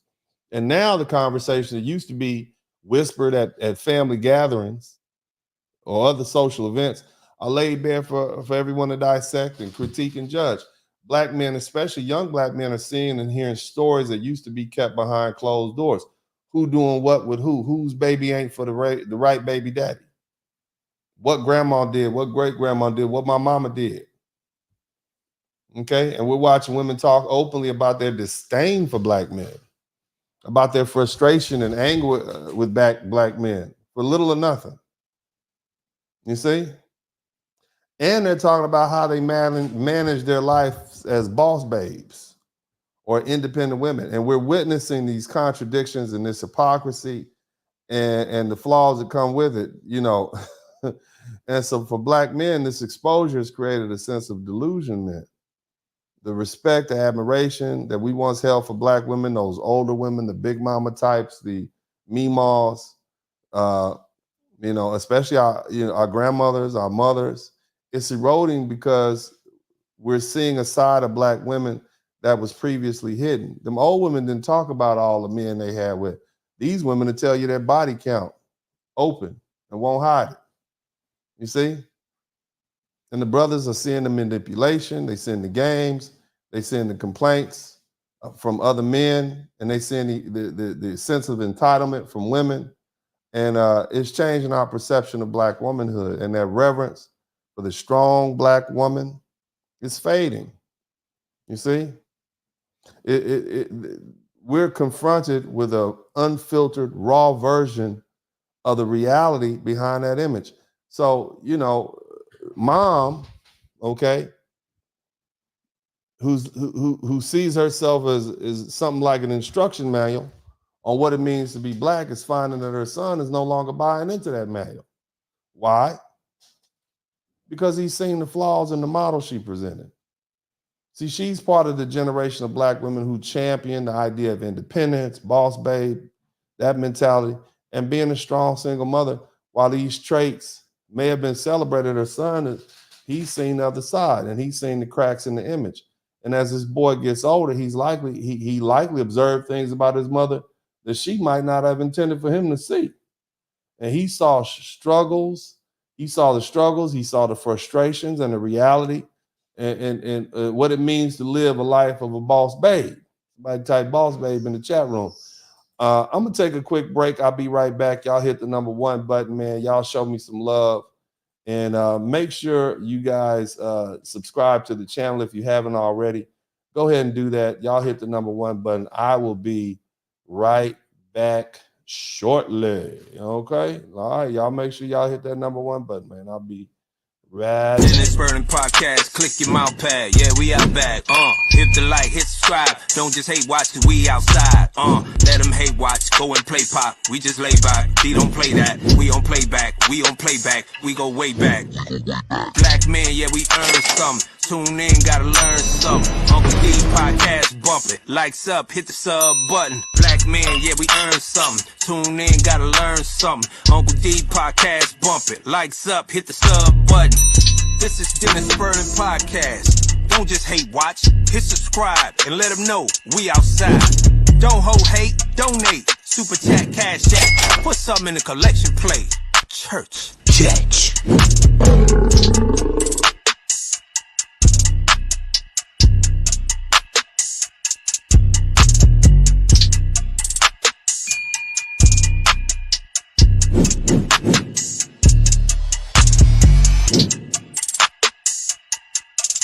I want y'all to make sure y'all hit the number 1 button. And we're going to kind of get back to what we like to do over here, man. I need y'all to check in at a certain point when it's time to check in. I need to check in it, to checking in to start happening again. We got to go ahead and get this algorithm pumping.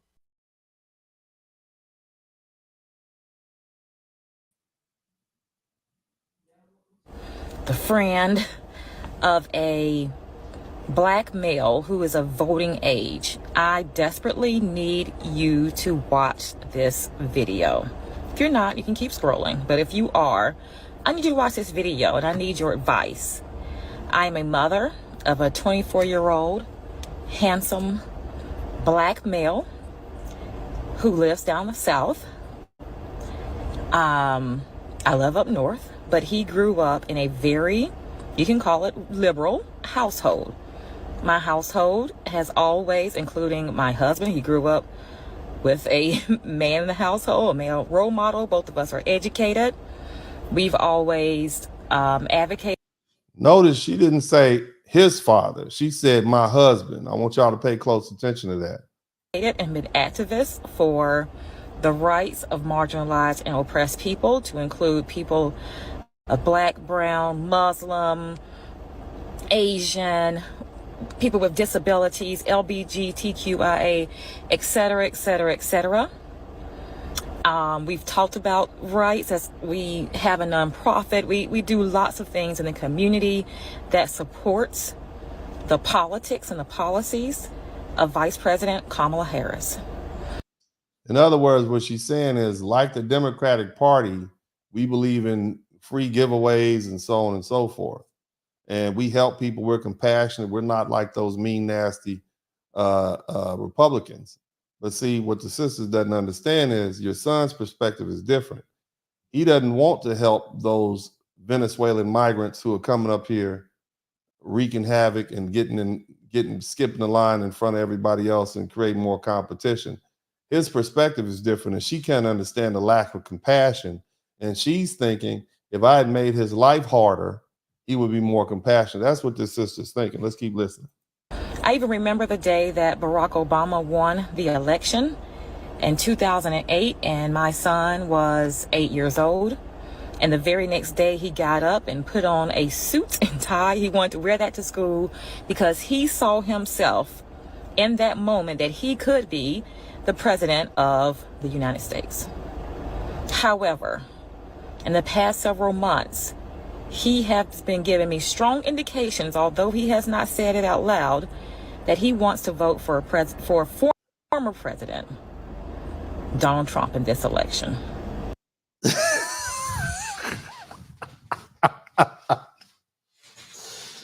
Oh man, her little rocking back and forth like that says it all. He wants to vote for Donald Trump in this election. And she's sitting there thinking, where did I go wrong? Where did I fail? And how can I go back to the Hamptons? And my son is one of these idiots out here voting for Donald Trump, a black man. How dare he?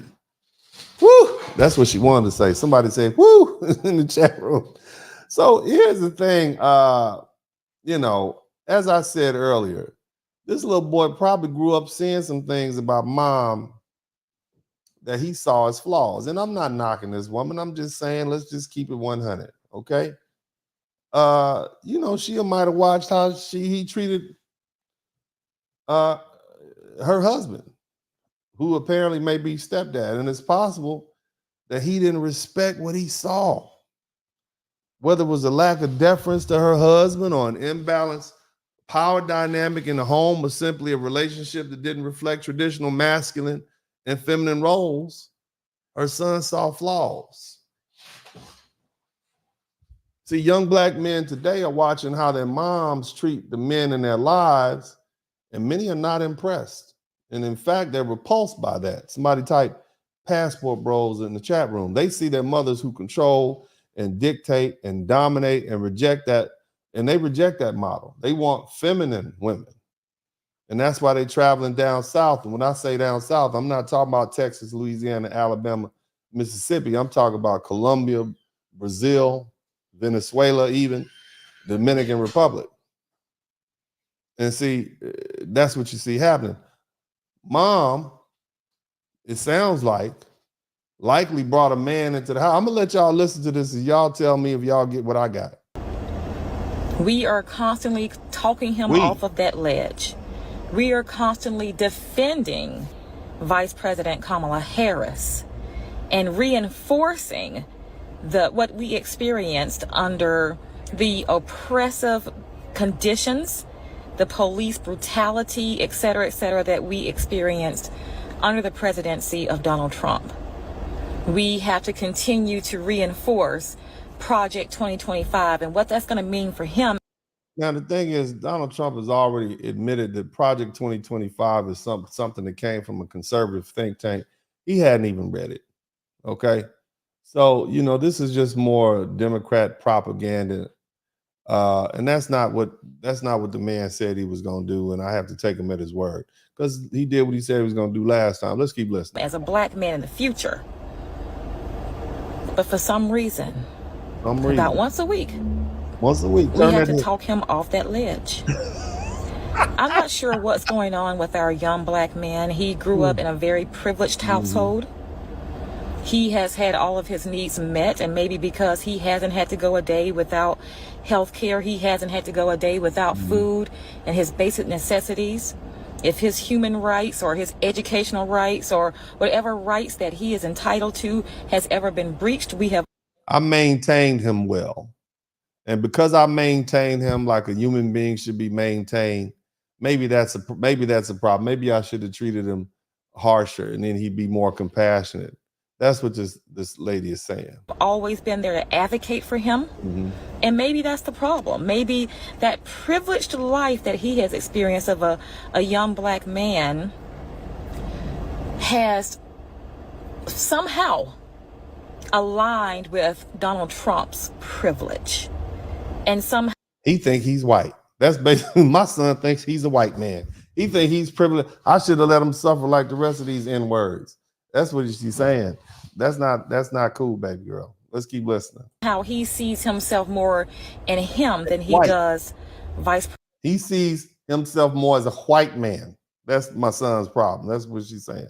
Instead of Kamala Harris, who is a allegedly black woman, he identifies with the white. He's a privileged. He's white adjacent. That's what this sister's trying to say about her son. President Kamala Harris. But more importantly, not more importantly, but what really keeps me up at night is that as a black woman, I want y'all to listen to this very carefully. Always made it a priority to show him the strength of a black woman. I started out as a single mother with him. What? Did y'all hear that? I started off as what? Uh-oh. Let me run. Maybe I didn't hear that correct. Did y'all hear the key phrase in there? I started off as a what? Not more importantly, but what really keeps me up at night is that as a black woman, I have always made it a priority to show him the strength of a black woman. I started out as a single mother with him. I started off as a single mother with him. Okay. So let's analyze that. Young black men today, they watch their mothers treat the men in their lives really poorly. And I'm not saying this woman did that. I'm just saying, I'm just going through it. She's asked the question of the internet is answering. See, mothers who control and dictate and dominate, right? A lot of these brothers are rejecting that type of behavior. This mom likely brought a man into the home after starting off as a single mother and expecting him to be the role model for her son. But the son obviously didn't respect this new male figure. Now, the fact that, and you can hear her talk about how this man voted. Many liberal men who align with progressive values are not seen as the most masculine of role models. And her son probably didn't see that kind of strength and leadership and authority in his stepdad that he craved. That's what it sounds like to me. And instead of respecting the political advice or influence of his stepdad, this young son moved down south and he likely dismissed him as weak or irrelevant. That may be hard for a lot of you women to deal with, but that's what it seems to be happening. You see, and again, this is part of a larger trend where you got young black men, they don't see liberal men as masculine or strong, or at least strong enough to lead. They reject the idea of being passive or soft, traits that we often associate with more progressive men, right? More egalitarian men, right? And these are the type of men that women, black women specifically, have aligned with because they're easy to control. So the son, in this case, likely wants something different, someone who embodies strength, decisiveness, a more traditional form of masculinity that he feels is missing in his household. Look, like I told y'all, there's been a cultural shift. The black matriarchal, the black dominated community, black female dominated community, or women, I should say, black women, they once were held in high regard as far as society and politics. But that's something that's now, or should I say, they used to go unchallenged. You see, they were the unchallenged source of authority and wisdom. And that's the way it used to be. But as the phrase goes, and as I've said so many times, Big Mama is dead. And that matriarchal figure who held the family together with wisdom, who was strength, nurturing, she's been replaced by a new generation of black women who prioritize independence, career, and personal success. But see, with that shift, something has been lost. See, Big Mama represented stability and sacrifice and a deep connection to family and community. She didn't try to compete with men. You see, she complimented men. Big Mama Big Mama wanted you to come home on time. She had that pot of greens ready, and you'll be there before everybody else get there. So she knew how to control you, and she knew how to control men. You see, that didn't necessarily mean that Big Mama didn't have a little fight or spice with her, but she knew what she needed to do. She had a warm, inviting house, which was typically clean, and she knew how to treat men well, and that's how she was able to keep men around. So she complimented men. I don't mean running off telling them how handsome they are, compliment. I mean, she filled the cracks, you see? But see, today's black women often see themselves as competing with men. You see, they're striving to be just as powerful as men. They want to be just as successful. They want to be as independent as men. And while this has empowered women, it's also led to the breakdown in the traditional family structure and a growing disconnect between black men and black women. See, young black men are not just seeing the change in their homes, they're feeling it. They no longer see black women as the anchors of their society. And instead, they see them as competitors. They see them as critics. Look online. There's never been more. You don't see black women criticizing. You don't see any other group of women criticizing their men as much as black women criticize us. They're our critics. They're our competitors.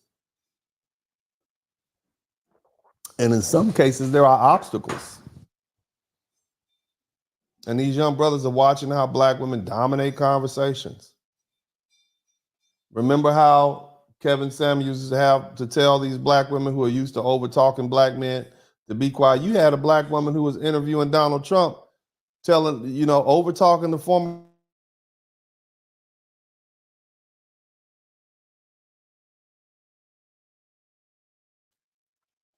So you're dealing with a situation where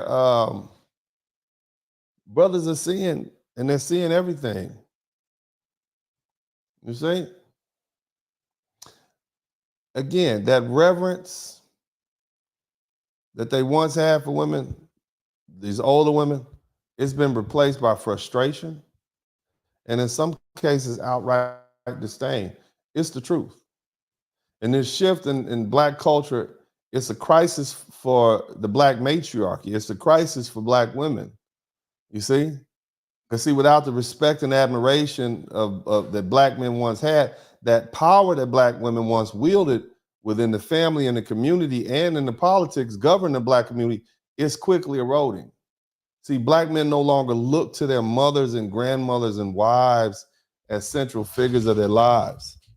You see, they're turning elsewhere for guidance. They're turning elsewhere for validation and leadership. And many are finding it in people like me, Coach Greg Adams. Who else? There's so many others that you guys listen to. You're not looking to your mom. You see other Black men who are willing to reach out and talk to you. And here we are. You see? So, you know, I understand mom's frustration, and it stems from Dr. Tia Son Johnson. That's right, of course.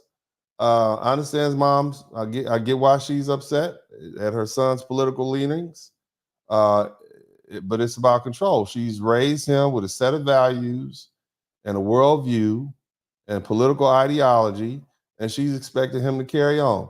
I used to say it like this: that Queen Mother Goddess simp chip is malfunctioning and it's stressing mom out. You see? Because he's now rejecting what she's imparted upon him. He's rejecting her version of how the world should be seen. He's rejecting her influence. He's rejecting her liberal politics. You see, he's rejecting her authority. He's seen too many flaws. He's seen the hypocrisy, the cracks in the foundation, and he wants something different. Again, the internet has exposed the secrets, and her son is no longer willing to blindly accept the authority of Black women, even his own mom. He's not the obedient son she hoped for, and she's thinking about she should have let him suffer. You see? He's an independent thinker like so many of you are. He questions everything, including the model of Black womanhood she's represented. And that's why she's so deeply bothered. It's not just about politics, it's about a loss of control, the erosion of respect, and the realization that her son is forging his own path, one that doesn't align with the narrative she built for him. Now, here's the thing. I want you to understand something, fam. I want you to really dig down deep and let's have this conversation. So, generally speaking, in our current social and educational environment, there's a troubling tendency to impose collective guilt on young men, especially when it comes to historical injustices like patriarchy, misogyny, and even racism. Okay? But let's be clear. This is not just misguided, it's counterproductive. See, when you treat boys and young men as if they're personally responsible for the wrongs of the past simply because they're boys or simply because they're male, you're setting yourselves up for failure. These boys aren't guilty of those historical crimes. And yet, the dominant society, and I'm talking about everybody, okay? The dominant continue to push this narrative onto us as if we are the problem. And Black women do it too to Black men. They swear up and down that every grandma was savagely abused by the man, you see? And so what do you expect is gonna happen? Instead of encouraging them to empathize and engage constructively, this approach towards young men, it makes them feel attacked and unfairly judged. And more dangerously, it pushes them toward more extreme political positions. Is it any wonder why so many young men feel drawn to the far right? And in our case, you got so many Black men who've been pushed and told we're not good enough. We just gonna go ahead and flow on over to the Republican Party. who openly rejects progressive ideologies that they perceived are vilifying them. So this isn't about fostering understanding or progress. It's about creating a backlash. When you constantly tell young men that they are the problem, you're essentially pushing them into a corner. And when people are pushed into a corner, they fight back. And in this case, that fight manifests as a rejection of progressive or liberal values and a full embrace of populist or conservative figures who oppose the very forces the young men feel are attacking them. So what you see is the radicalization of young men, and it's happening right in front of us. And it starts in our schools. Consider young boys who come home feeling blamed simply because they're men or simply because they're males. They aren't responsible for systematic issues. They're just little boys.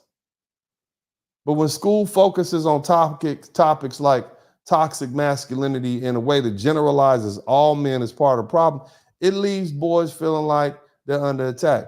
Instead of nurturing them into responsible, engaged citizens, we're pushing them away with blankets of accusation. Shout out to my man, Urban Eagle.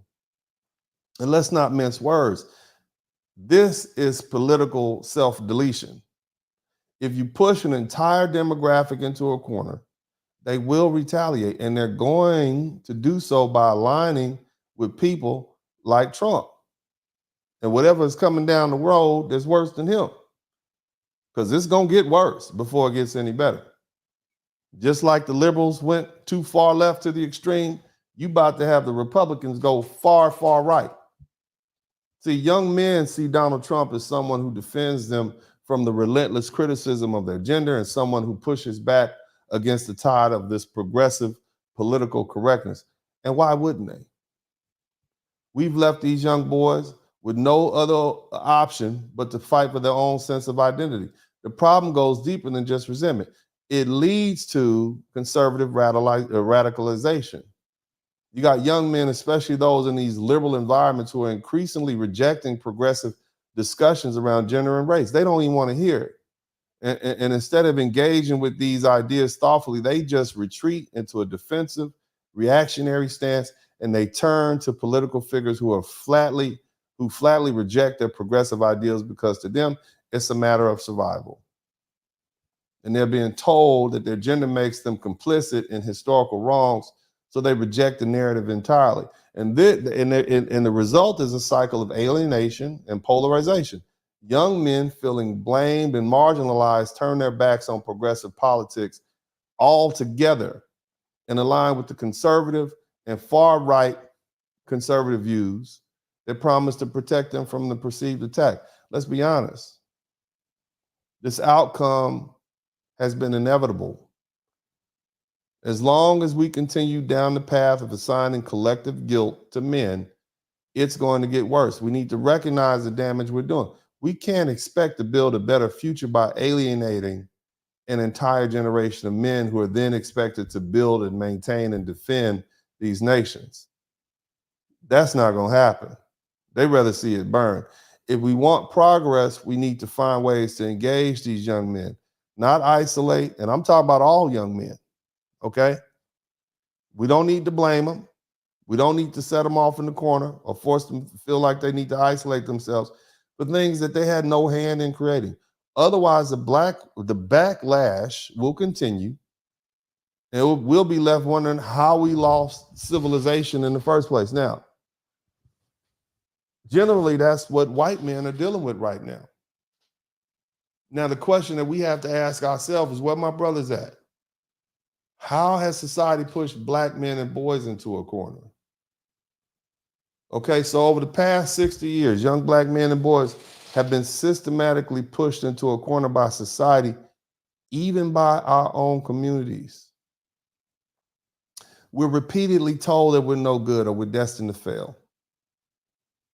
And this narrative it's not just harmful, it's toxic.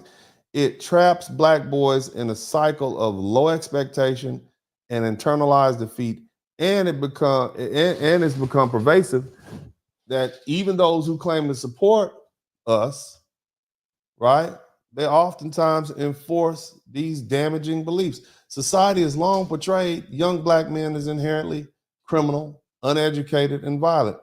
And turn on the news, and what do you see? Black men are often the face of the crime reports, underachievement and failure. Even we don't have nothing to do with it. But see, this narrative is so embedded in the collective consciousness that it becomes a self-fulfilling prophecy. Young black men or young black boys are raised hearing that they'll never amount to anything, that they're likely to end up in prison or dead, or eventually many start to believe it. You see? And this kind of messaging isn't just coming from the media or the law enforcement. It's echoed in our homes and in our communities. Let's look at the criminal justice system. From a young age, black boys are disproportionately targeted by school discipline policies and fed directly into the school to prison pipeline. They have studies that show that black students, particularly black boys, are more likely to be suspended, expelled, or arrested for very small, very minor infractions compared to their white counterparts. Society labels us as troublemakers. I just call y'all the bad guy because I'm the bad guy. But society labels us as the bad guy, and they do it from the start. And that's what mom doesn't understand. That's what this black mom doesn't understand. You can shelter your son as much as you want, baby girl. I went to law school with him his first day of kindergarten. You can shelter him as much as you want to. But he's still stuck with that stigma of being a black man. He's not even given a chance to prove otherwise before he's stamped with the stigma of being problematic. But see, it's not just external factors that are pushing these young brothers into the corner. See, many black mothers, shaped by their own struggles and burdens of society, they've internalized the same harmful stereotypes. And whether intentionally or not, they pass those beliefs on to their son. What happened to this woman's baby daddy? She married another man. You see what I'm saying? I'm not knocking this lady. I'm just saying she's a brilliant woman, obviously. She's very concerned, good mom. We need more like that. But she asked the question. She doesn't understand why her son is voting for Trump. And I'm trying to help you all understand, because as I said earlier at the top of this show, I'm one of the only people that actively speaks with black men. I listen to them. I interact with them. We argue together. I cut them off just like Tariq Nasheed did. You see what I'm saying? I help them land their planes. But the bottom line is I've done the homework over the past 10 years. And I'm telling you what I know. See, for the past several decades, public discourse within the black community has seen countless instances where black women have openly criticized and even villainized black men. They talk about how black men are no good, how we aren't dependable fathers, how we're not contributing to the family or the community, and how we're generally just a disappointment. And when black boys grow up hearing this from their own mothers and community figures, the message is clear. You're destined to fail. And this criticism isn't just limited to personal relationships. It's being made public over and over and over again. Black men have been painted as absent fathers, lazy, violent, untrustworthy, okay? And it is in the media, in the music, in public discussions, within the black community, everywhere. And it's been done not for 6 years, for 60 years. The Black Power movement, the civil rights, and the cultural shifts that often focused on uplifting black women. But in many instances, this has come at the expense of black men. Black women are celebrated. We rightfully celebrate. They've done some great things, right? Their strength, their resilience, their achievements. But where does that leave black boys? Too often, the message that we hear as black men is that we are the problem. And that somehow we're weaker. We're the weakest part of the family or the community. And that we aren't living up to the legacy of the struggle and the success that black women embody.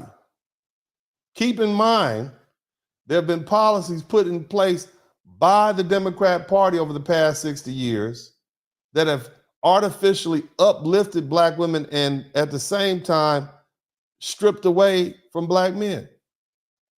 And so the result of this ongoing narrative has been devastating. Young black men feel unwanted, they feel unloved, they feel unsupported by both society and their own families. And it's no wonder that they turn to radical or extreme responses.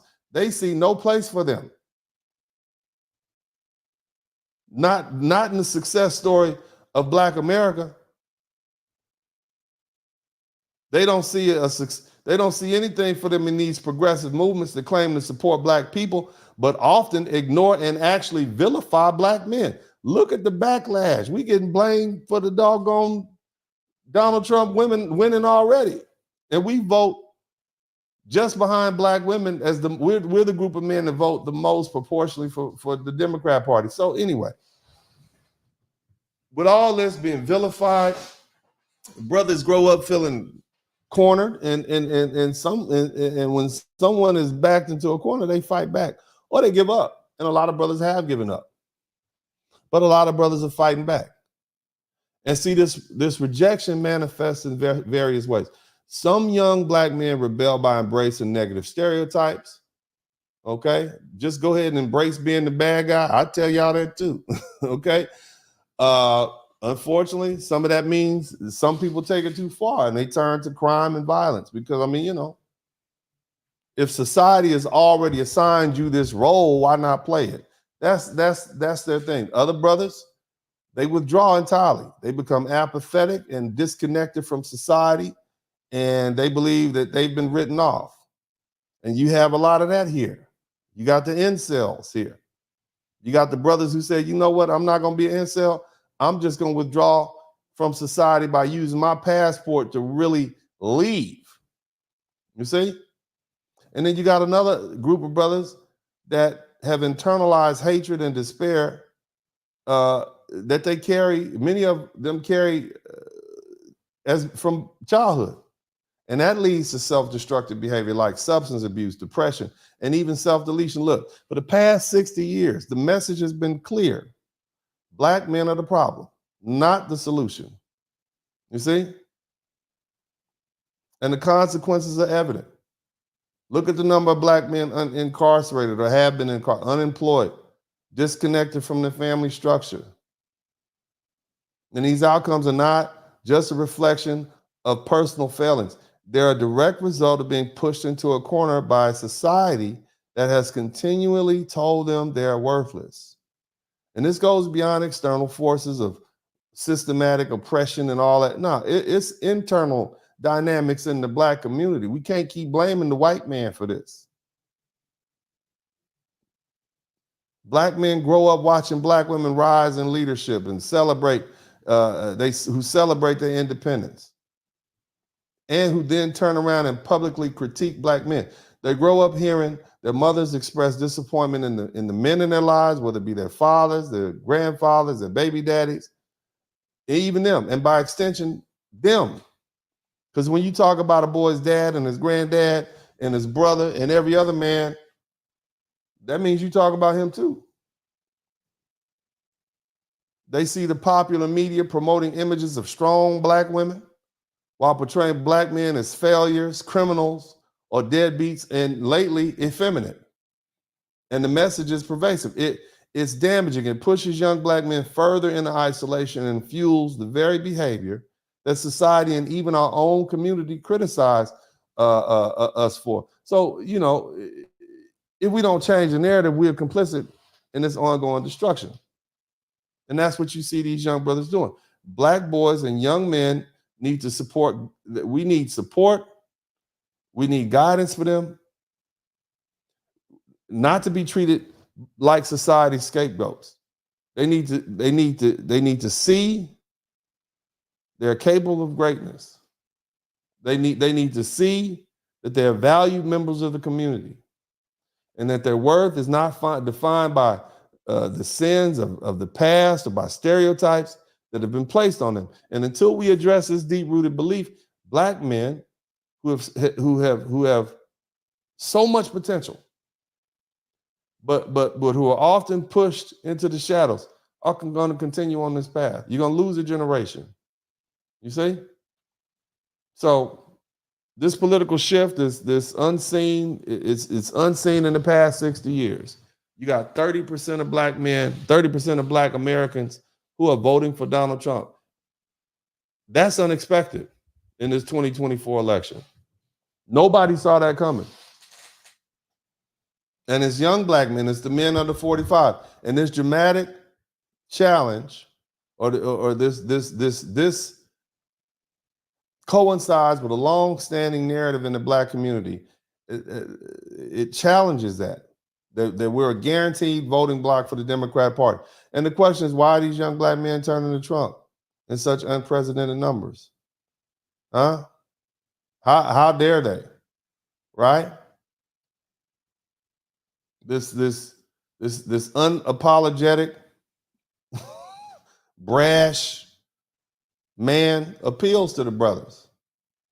He stands to destroy the things that have attacked us. So again, for many black women, the rising number of black men voting Republican, it represents a crisis. This isn't just a political shift. It threatens a long-standing dynamic that for decades allowed black women to hold control over the black community. And again, as I said, it's bolstered by policies and perks of the Democratic Party. And the Democratic Party has played a calculated game of divide and conquer. Y'all type divide and conquer in the chat room. They played divide and conquer amongst black women, creating an artificial divide where black women have been uplifted and given certain privileges while black men have been purposely excluded.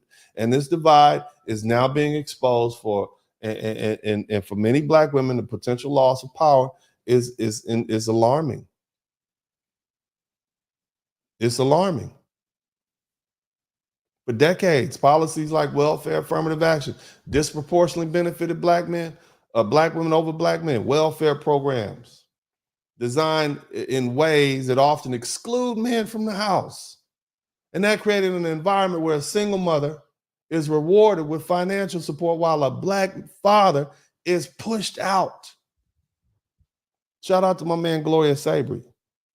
Welfare in particular, it became a tool to elevate black women to positions of relative independence at the cost of the family. What's the result? You're not gonna make your woman choose between this money coming from the government and feeding your children and you, so you out. These policies purposely were designed to separate the black family. And so you got many black men who were forced out of the homes or marginalized within the families, and it contributed to a cycle of absenteeism and disenfranchisement. This wasn't how we were right out of slavery. Black men walked around the South after we were freed in 1865, 1866. You had brothers walking from Arkansas to Oklahoma to Louisiana, Mississippi, looking for their families on those old plantations. We loved our family. We were the most married group of people all the way up until the 1955 when these policies went into place. You think welfare is good? You think affirmative action was good? That favored black women, particularly in education and employment opportunities. She's a double minority. And so they would hire her, they would give her an education, give her scholarships, let her into school. And what did that do for the black man? He got none of that. Black women have been some of the biggest beneficiaries of these policies, securing positions in school, corporations, government institutions, while black men face higher barriers. Shout out to West Side of Dawes. Thank you so much for your membership. Numbers don't lie. Black women outpace black men in college graduation rates, job placement, and promotion. And this has created a matriarchal structure where black women, buoyed by these advantages given to them by the Democrats purposely to separate us, they've gained significant control over the household and the communities. Because money talks and BS walks.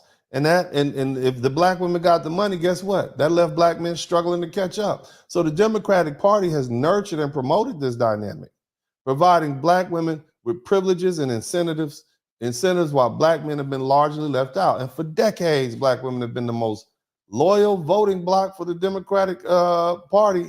And the party has repaid that loyalty by empowering them through policies and maintaining this division.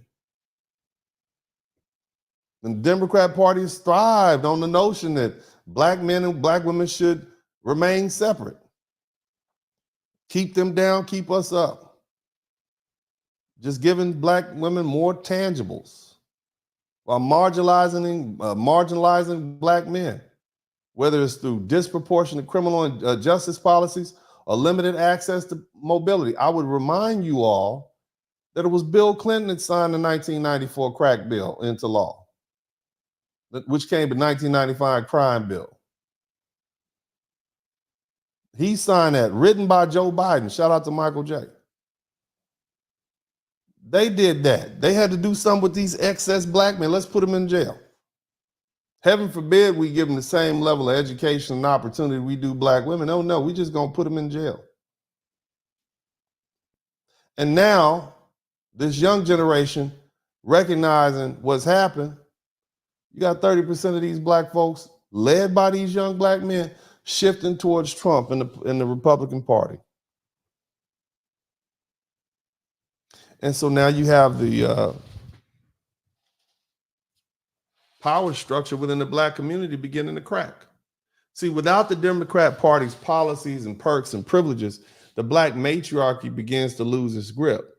If black men are no longer beholden to the Democrat Party, okay, and its promises, they're going to start asserting themselves. These brothers are going to start disrupting these long-standing, this long-standing dynamic that has existed between black men and black women in the political arenas. And for many black women, this shift means a loss of control. You got the Democratic Party. They've empowered. They've created a system. Okay? This is what they're doing. You see? They were able to rise independent of black men. We didn't say anything. But same time marginalizing us. So now what you see happening is a structure being dismantled. A structure that has existed for decades, and it has shaped the black community. And as more young black men shift away from the Democrat policies and question the benefits of these systems, the balance of power within the community, everything's going to change. See, without these policies that have artificially propped up black women are now going to have to face a future where their political influence and social control has been diminished. This is a real crisis. This is a reckoning of consequences, decades of division, where the empowerment of one group came at the expenses of other. And that's been the story of the black man. You think this war of the sexes is just something that happened automatically, generically? No. This was fostered and catered. This is all part of the major plan. Now, I want to take the opportunity to give a shout out to everybody who contributed to the Super Chat, the Cash App, and the PayPal. Big up to all my guys who are here. Okay? We're going to start from the bottom. We're going to give a big shout out. Always learning something. Shout out to Michael J. Thank you so much. Website at dusk. Good looking out. Welcome to the new membership. Who we got? It's time for mom to join me in the back seat. 60 plus. Yeah, man. And let me say something. Real black women who recognize that there is no black community without strong black men, they appreciate this. They're happy. A lot of black women are very happy that black men are standing up. So shout out to all you sisters that recognize that you need your men. You need strong sons, strong fathers, strong husbands, so we can have a strong community again. All right. So shout out to all you ladies out here who really understand these brothers standing up in their righteous indignation. Why is it always considered a problem when young black men becomes independent free thinker? Urban Eagle, I think I answered that question because they lose control, right? I think I clearly answered that question, and now they know, okay? And I'm telling them because I've spoken to you, and I've spoken to all you other black men, and I'm telling you, Hologram EMC says amazed that her son no longer believes in Santa. Shout out to R3250. Thank you so much for the super sticker. My man Ray Shard Smith. I love my mama to life, and she shamed she shamed you for listening to David Sterling. LOL. Her words.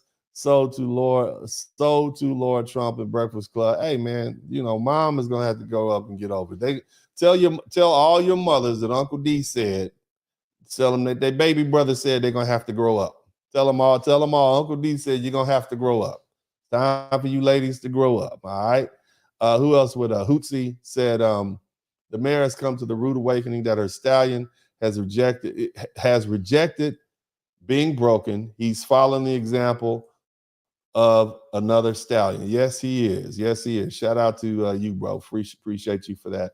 Who else we got? Barry Little. Black male independence, accept no substitutes.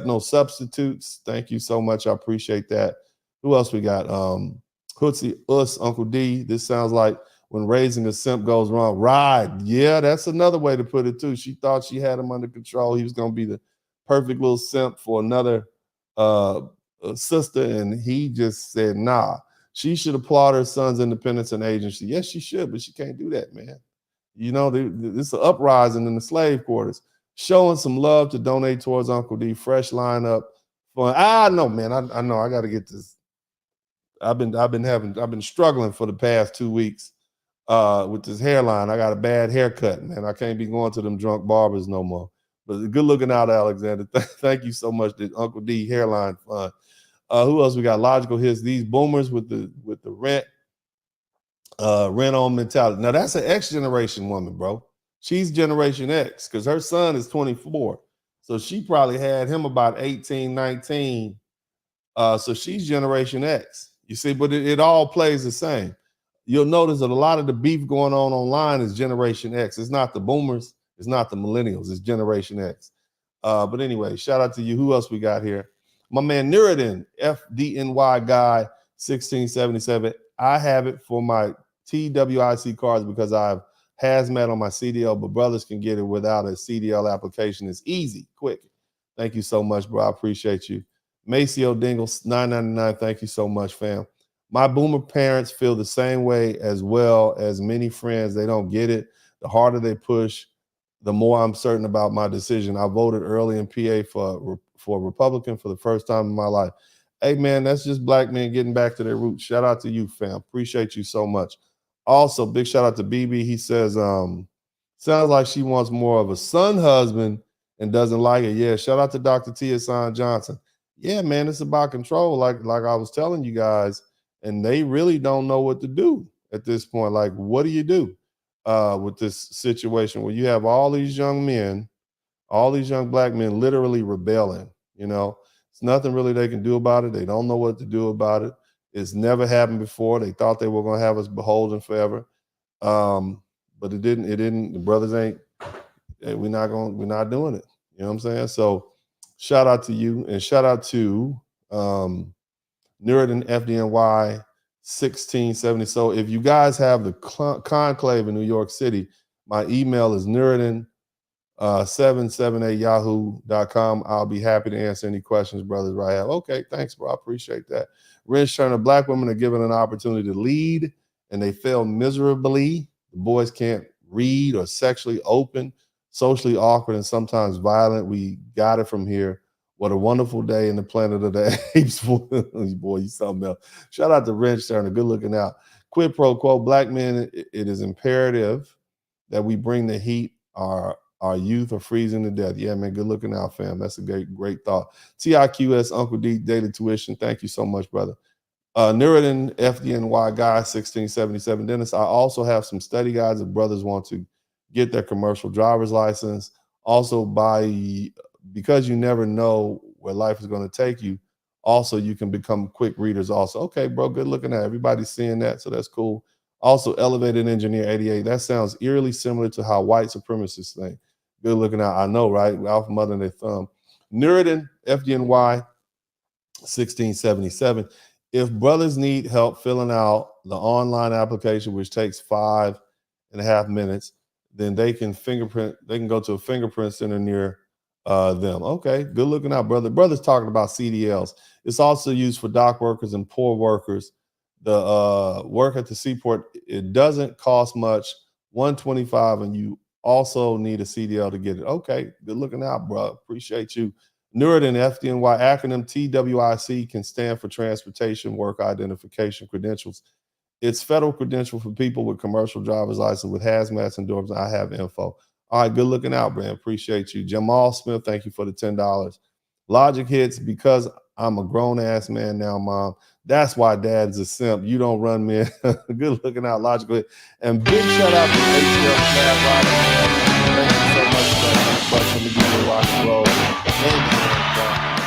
Thank you so much, bro. I appreciate that. ATL Snap Rider.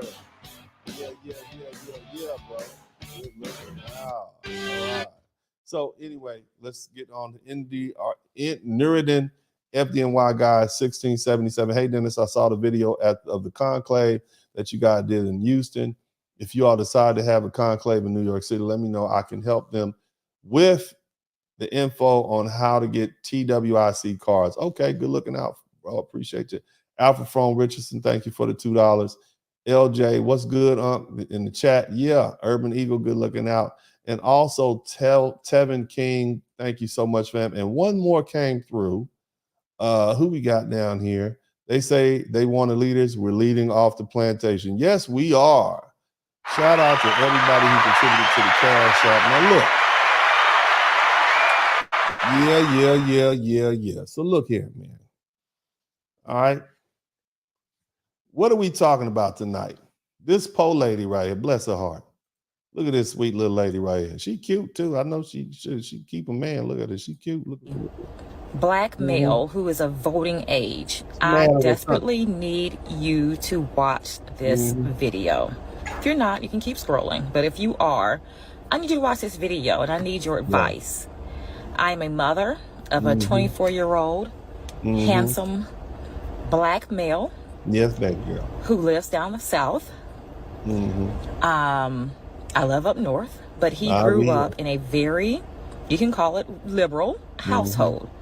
My household has always, including my husband, he grew up with a man in the household, a male role model. Both of us are educated. Not his daddy. We've always advocated and been activists for the rights of marginalized and oppressed people, to include people of black, brown, Muslim, Asian, people with disabilities, LGBTQIA, et cetera, et cetera, et cetera. We've talked about rights. As we have a nonprofit. We do lots of things in the community that supports the politics and policies of Vice President Kamala Harris. I even remember the day that Barack Obama won the election in 2008, and my son was 8 years old. Yes, Lord. And the very next day, he got up and put on a suit and tie. He wanted to wear that to school because he saw himself in that moment that he could be the president of the United States. However, in the past several months, he has been giving me strong indications, although he has not said it out loud, that he wants to vote for a former president, Donald Trump, in this election. Woo! Black male. Donald Trump took a son from her. Donald Trump has took a son from her, and she can't understand why. Well, brothers, and that to that beautiful young lady, let's be brutally honest.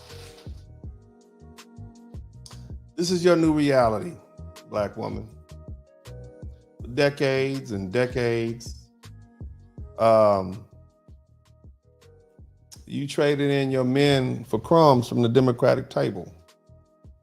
You took handouts, the welfare, the affirmative action, the empowerment the Democrats dangled before you, and in return, you proclaimed to the world that you were strong, independent, and didn't need a black man. You shouted it from the rooftops that no man could tell you what to do, that you could do it all by yourself. And sure, for a while, that worked. You had your degree, you had your career, and you had your autonomy. But in the process, you left behind your family, sister. You left behind your culture and your community. You abandoned the very foundation that made you who you are, and now you're left to suffer the consequences of that choice. See, you chose the route of rugged individualism. You rejected the values that once held our people together: faith, family, culture. You went all in. You went all in on the idea that you didn't need a man. And while you were building your empire of independence, you forgot that there's strength in unity, in community, and in holding on to the very men who fought for you. Now that artificial empowerment the Democrats gave you is fading. You're no longer politically important to them. You've served your purpose, and now they're moving on. And you know who they're turning to next? Maria. See, Maria still have her man. Maria still has her culture. Every day, new Marias are coming to this country reinforcing the values that have kept their families and communities intact for generations: faith, family, and loyalty. Sound familiar? See, Maria, she took the same goodies from the Democrats, but unlike you, my lovely brown-skinned African chocolate Nubian sisters, she didn't abandon what was most important. She never lost sight of the big picture. While you traded your community and your men for the illusion of independence, Maria held on tight to her family, her faith, and her culture. And now she's coming out better on the other side. That's what loyalty looks like. And that's a lesson that you missed. And guess what? Black men noticed. And that's why they're leaving in record numbers to go and date and marry Maria. See, y'all thought Becky was the biggest competition. No, you're wrong. Kevin Samuel told you that. It's Maria. And so she's the one raising your grandchildren now. And she's infusing in them a conservative set of values from Latin America that puts family and faith first. While you were focused on empty promises from the Democrat Party, these crumbs offered by this feckless government, Maria was building something real. So don't be surprised when your son comes home with Maria. Don't be shocked when your grandchildren are raised in a home that prioritizes family over career, faith over politics, and loyalty over individualism. And don't be surprised if your son begins to vote more conservatively, despite everything you thought you instilled in him, despite all the years of indoctrination and political ideology that no longer serves him. See, this shift is happening right before your eyes, my sister.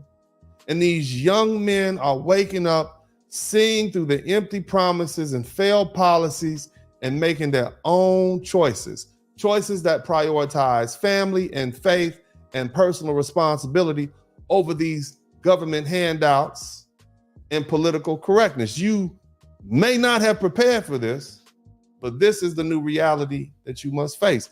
This is the reality that you created. You've lost your men because you forgot what truly matters. You turned your back on the very people and values that have held you up. And now you're facing the consequences. Kevin Samuels warned you, but you didn't listen. This is the truth. This is the hard reality. You didn't just lose your men, you lost your culture, you lost your family, and you lost your future. And now it's time to face that truth. The Democrats won't save you. They've moved on. The question is, will you realize what you've lost before it's too late? Because see, black men are already moving on. And many of them have moved on without you. Maria is going to get a few black men. There's no doubt about that. The statistics show that 20% of black men are now marrying outside of the black community, and they're not coming back. Once they're gone, they're gone. But it's still not too late, sisters. It's not too late to reverse this trend. There's still hope. But you got to start by making different choices. Don't vote for any party or policy that incentivizes the division between black men and black women. Choose unity over political handouts. Choose family and community over empty promises. You have to relearn what matters.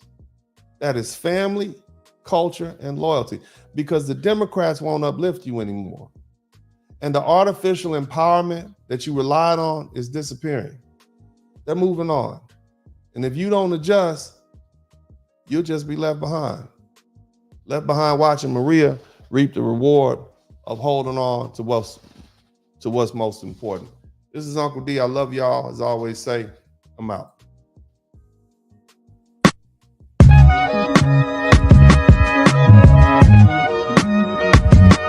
Dennis Spurling Podcast.